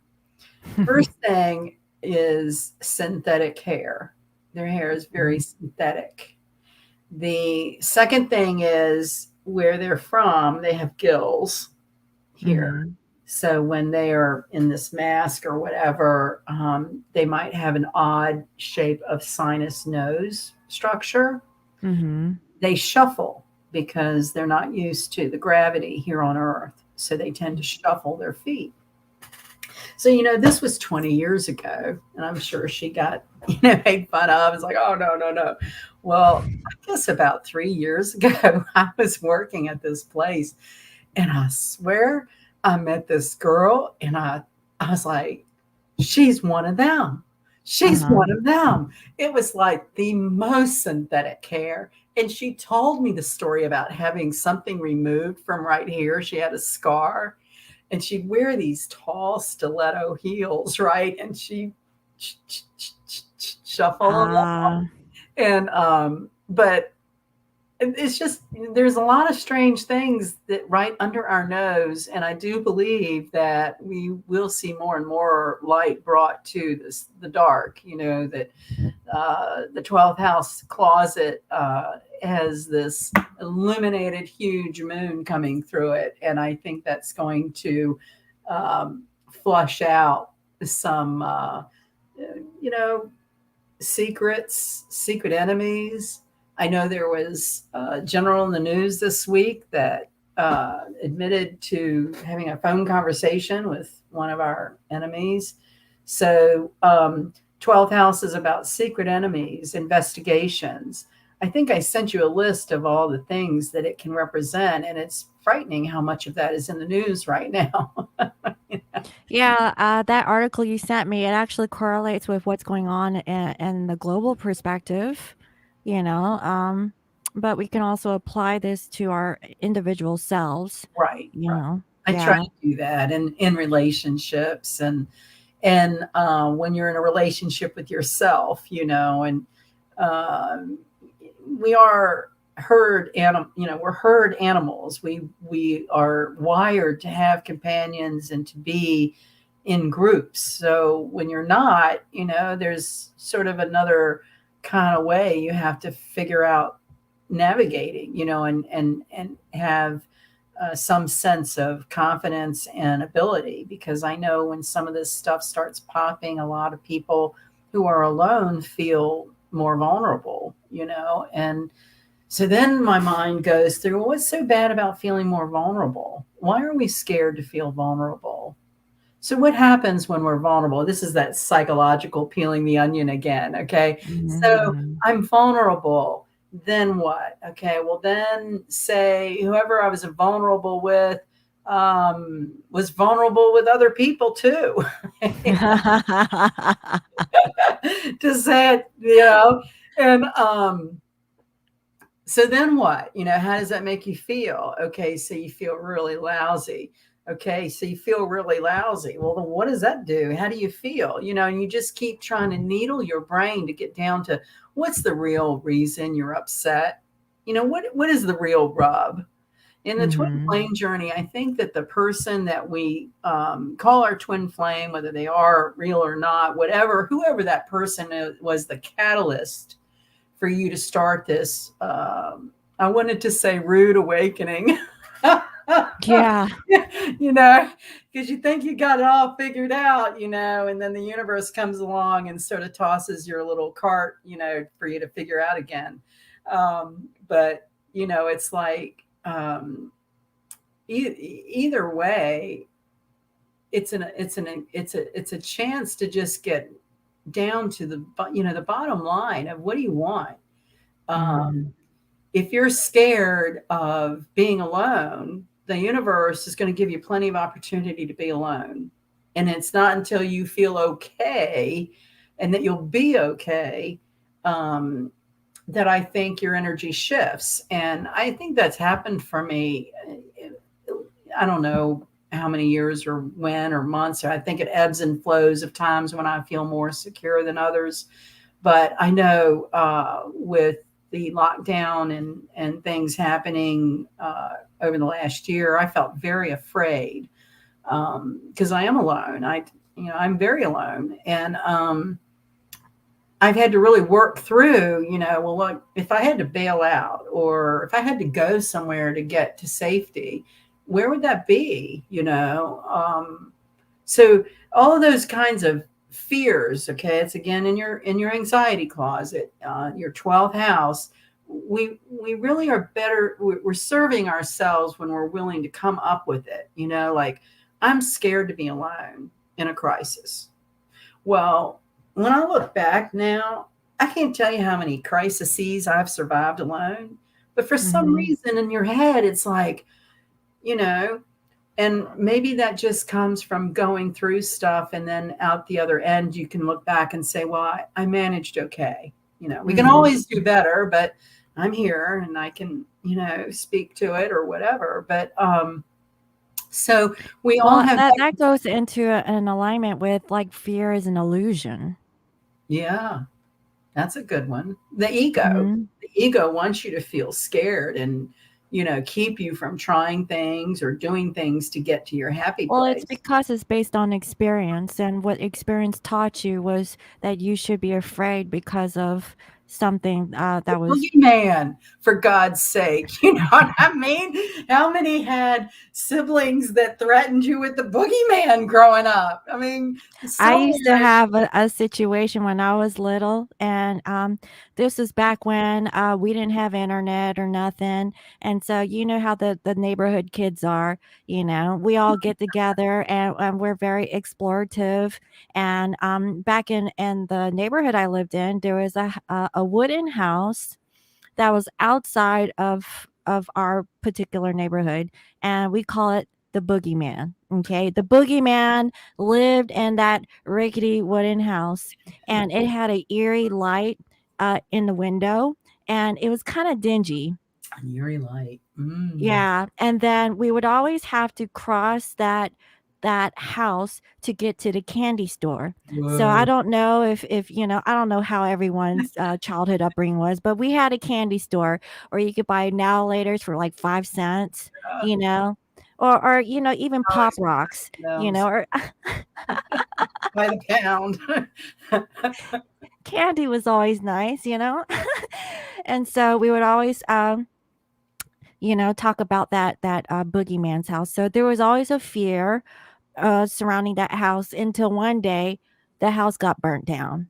Whoa. And so there was like a tall tale of how the house got burnt down, and like folklore, type Right. stuff. But this was like a house in front of the neighborhood. We have no idea. Now I seen the boogeyman once, and he was an older man with a gray beard.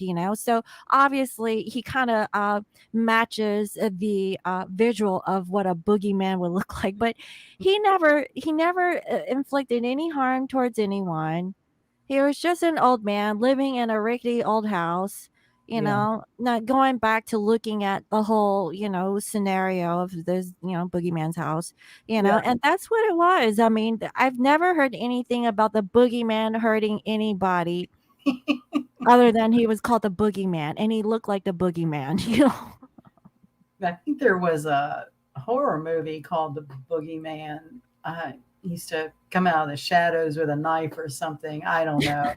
It just, you know, that's what Yeah. sets us apart is that Mhm. creative ability. And this is the energy we're in. We can get real frustrated real easy trying to push things through right now that are just going to sort of languish. This is sort of a languishing kind of energy, but we can certainly get creative and um, whatever that means for a person in their expression and even exploring new ways to be creative. Um, really long time ago, I was babysat by this elderly woman, and she showed me how to crewel embroidery and needlepoint and all this handwork. And I mean, I've had projects packed away for years. Oh, I'm going to make da da da da, and you start on it and put it away. And that was actually something I was thinking about pulling it back to do this energy is Mhm. creative handwork. For Uh, me, it's my tarot deck. yes, yes, yes. I've been working on that for 2 years. Do you want me to, shall I, do you want me to shuffle a card or two before we to our Yeah, song? sure. Yeah, I see we're like almost 2 hours in. Oh, holy I crap. know. We've been helpful. I just hope we've been helpful.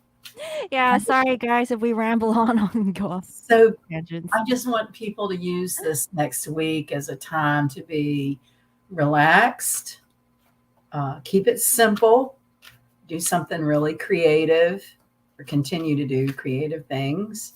If you don't Mhm. do anything creative, start. Um, keep it simple.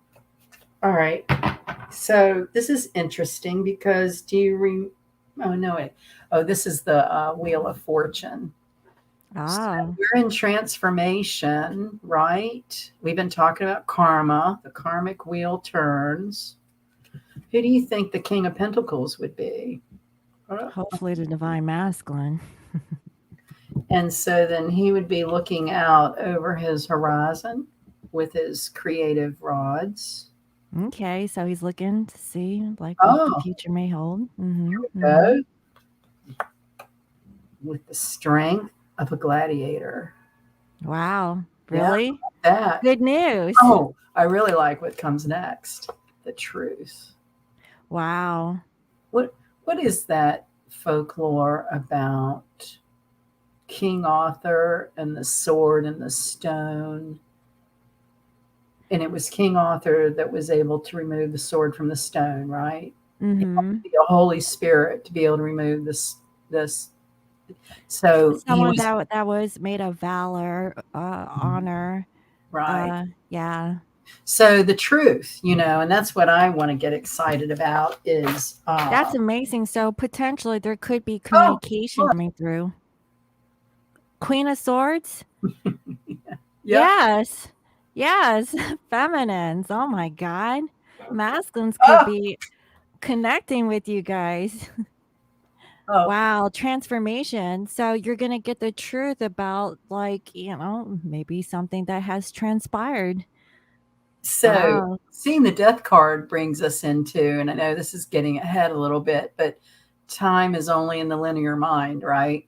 So we're Mhm. heading into the time of the year when the veil between the living plane and those that have gone before us in the afterlife. So the veil is very thin at Halloween. That's how it gets all of the folklore and festivities of scaring off the goblins or giving treats to the spirits.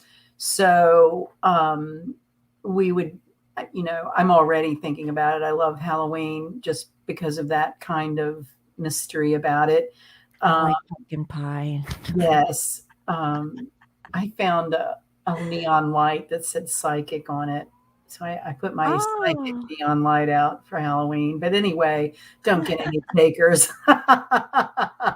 My neighbors just think I'm weird. Okay. So No, you're fine. anyway, so this is when like you might revisit grief in Mercury retrograde. You may revisit grief of a deceased loved one. And so, what I love about the fall and around this time of the year is look what just came up, the Two of Cups. So this is when Oh. you can communicate to spirits that maybe not are in this physical plane with you. Mhm. And got another king.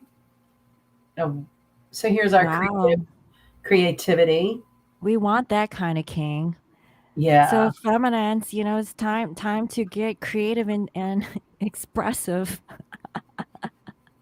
And we've come out of the rough water. Yes, so there'll be some balance finally. You know, I really feel like, there's some good energies that's coming through from the masculine collective. We have What is all that? Magician? we have all the tools we need. Mhm. Yeah, When I was masculines need over to to hurry see, up. That's the thing. so we talked so much about Neptune ruling Pisces, and Neptune rides in on his chariot of racing horses, right? Right? So Very similar to Neptune. I was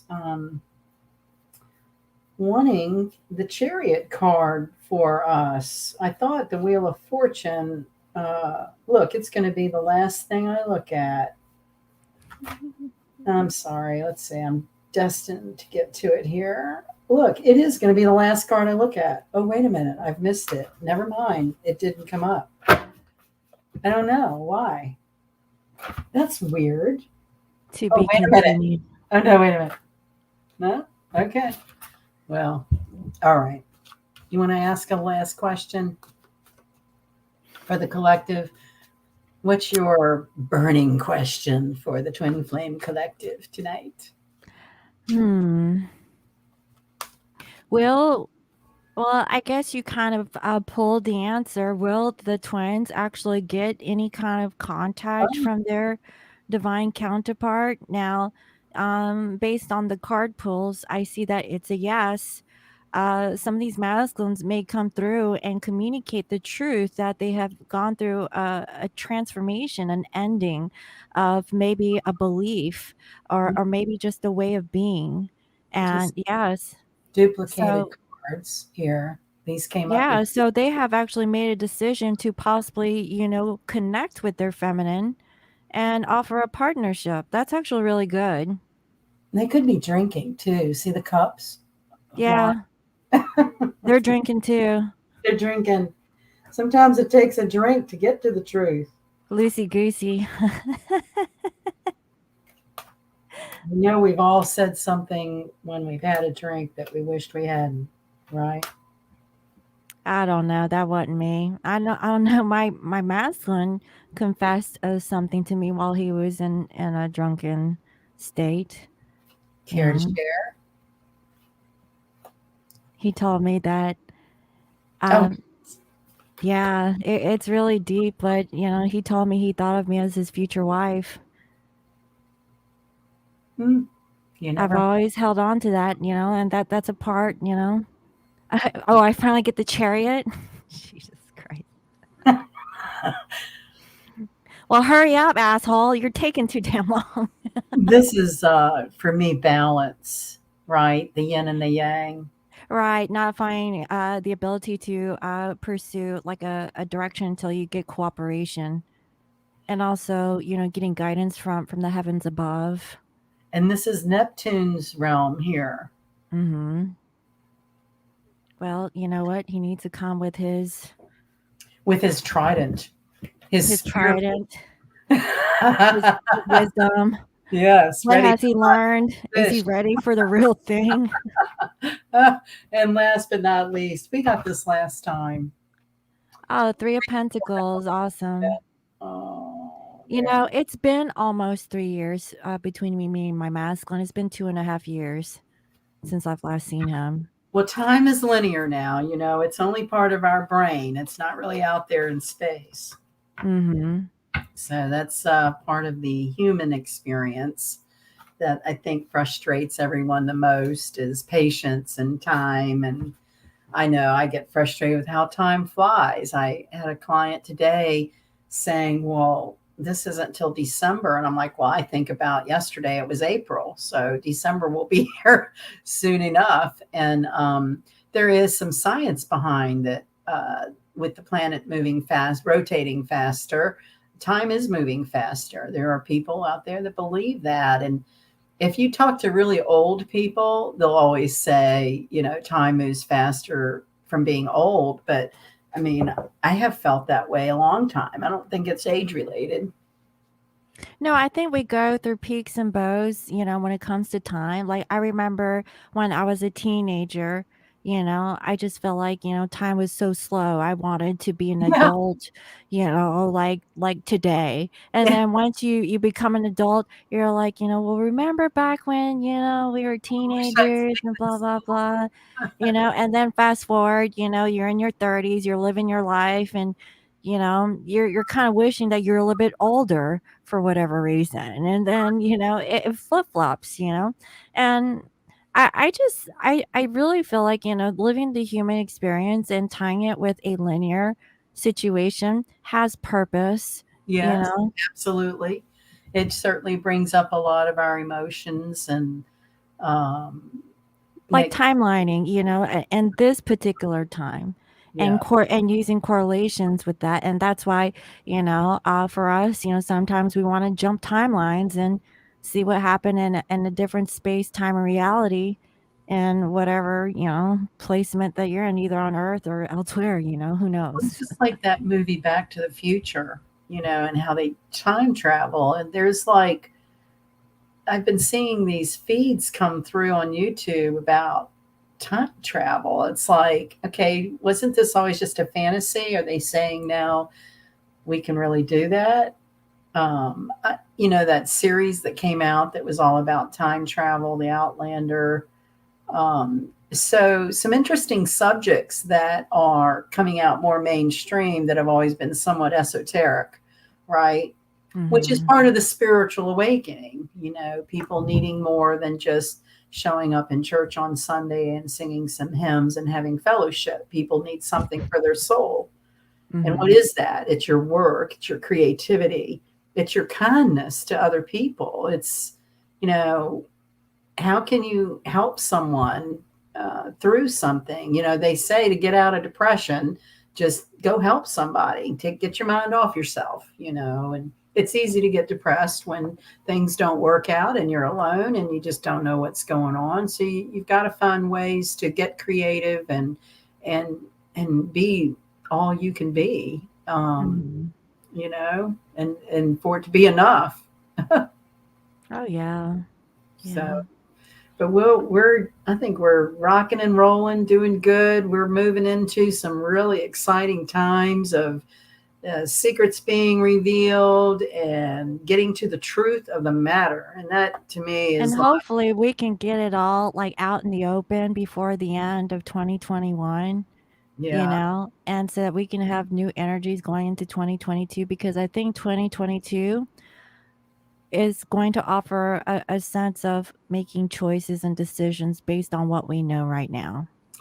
yeah, and it's just been such a turning on the head of everyone's routines over the last year of whatever part of the world you live in. Everybody's had different degrees, and it's definitely been a mental health issue. I mean, Mhm. more to me a mental health problem than a physical problem. But Well, we just need to learn how to meditate more and really just stay present and not really eat well. consume I so mean, much. some stuff's been coming out about our food chain and how it's manipulated. And Oh, I yeah. went to open a package of cheese a little while ago. I threw it away. I was like, it had this thing stamped on it, processed without the growth hormone RCB13. I'm like, what the hell is What RCB13? kind of cheese was that though, honey? Like, what? Or sliced cheese. I mean, it's just like, I'm like, now do I have to be paranoid of my cheese? I mean, come on. That's why I eat candy. Certainly, candy's safe, right? Don't take Who it. knows? Who Yeah. knows? I mean, shoot. I have some jelly bellies in my kitchen right now.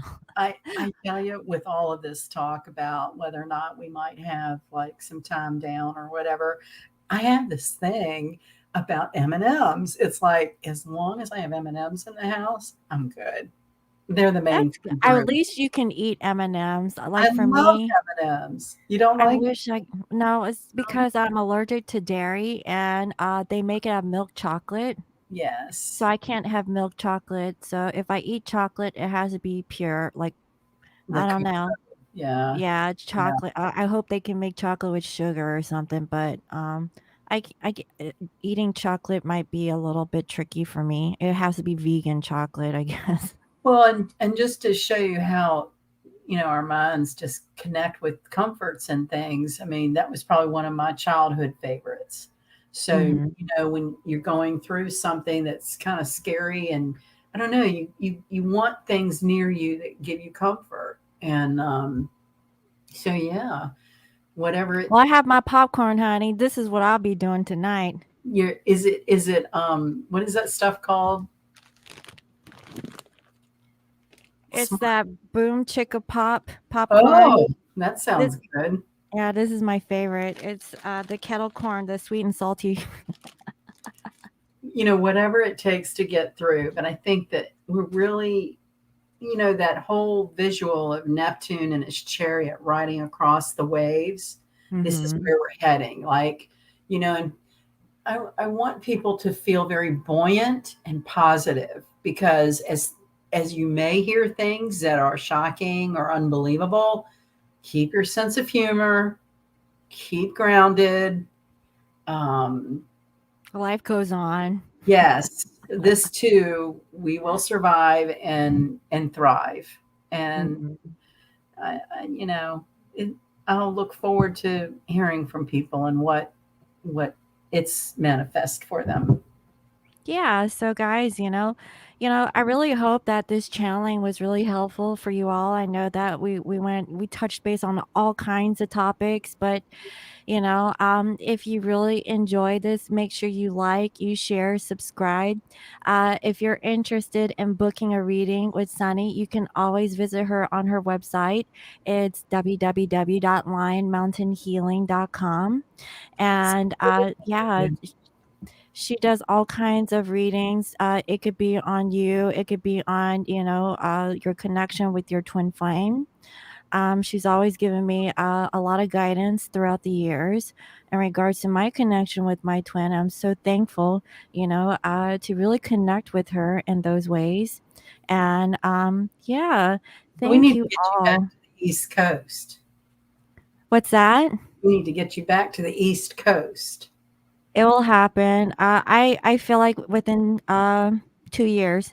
If it's not this at the end of this year, I'm anticipating within 2 years I'll move back to the East Coast. Well, you will be embraced.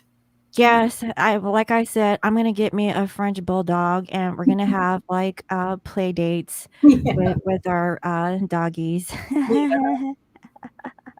Keep it simple, sugar. Right. Yes, hopefully I was thinking, I'll move to Virginia. If not, my son wants to, find a job in Raleigh. And so, Uh, I'm teeter-tottering, where my next location would be, but I definitely we don't need want to to do move back. we'll do an astrocartography map. Well, you did show me that Okay. in Virginia Oh, would okay. be an ideal place All to right. find love. All right. Well, Virginia is for lovers, they say. Yes, it is. So I mean, who knows, I'm still open. I still feel like I have purpose here on the West Coast. It's not over yet for me. And so I feel like I'm supposed to be here for at least 1 or 2 more years before I make my next move for my next chapter in life. And so Well, I'm really grateful for your time and work that you do and for your viewers. And I'm just really excited for for the fall, really. I am too. I actually have really good positive vibes coming off, and it's really like the closing of this 2021. Yeah. It's a lot of big revelations and it's a lot to really soak in, but I really feel like it's going to prepare us for the future, Yeah. because we're always learning, we're growing, we're ascending, we're very resilient. Yeah. And it's just a learning process, and it's beautiful to connect with other people here, who are on that spiritual journey also. Absolutely. And yeah, I love it. It's beautiful. So you're open to receive? Yes, we all are. Yes. So thank you all for watching. Thank And you. yes, and thank Talk you, Cindy, soon. for being here with us. And we'll see you next time. Yes. We'll talk soon. All right. Bye, guys. Bye bye.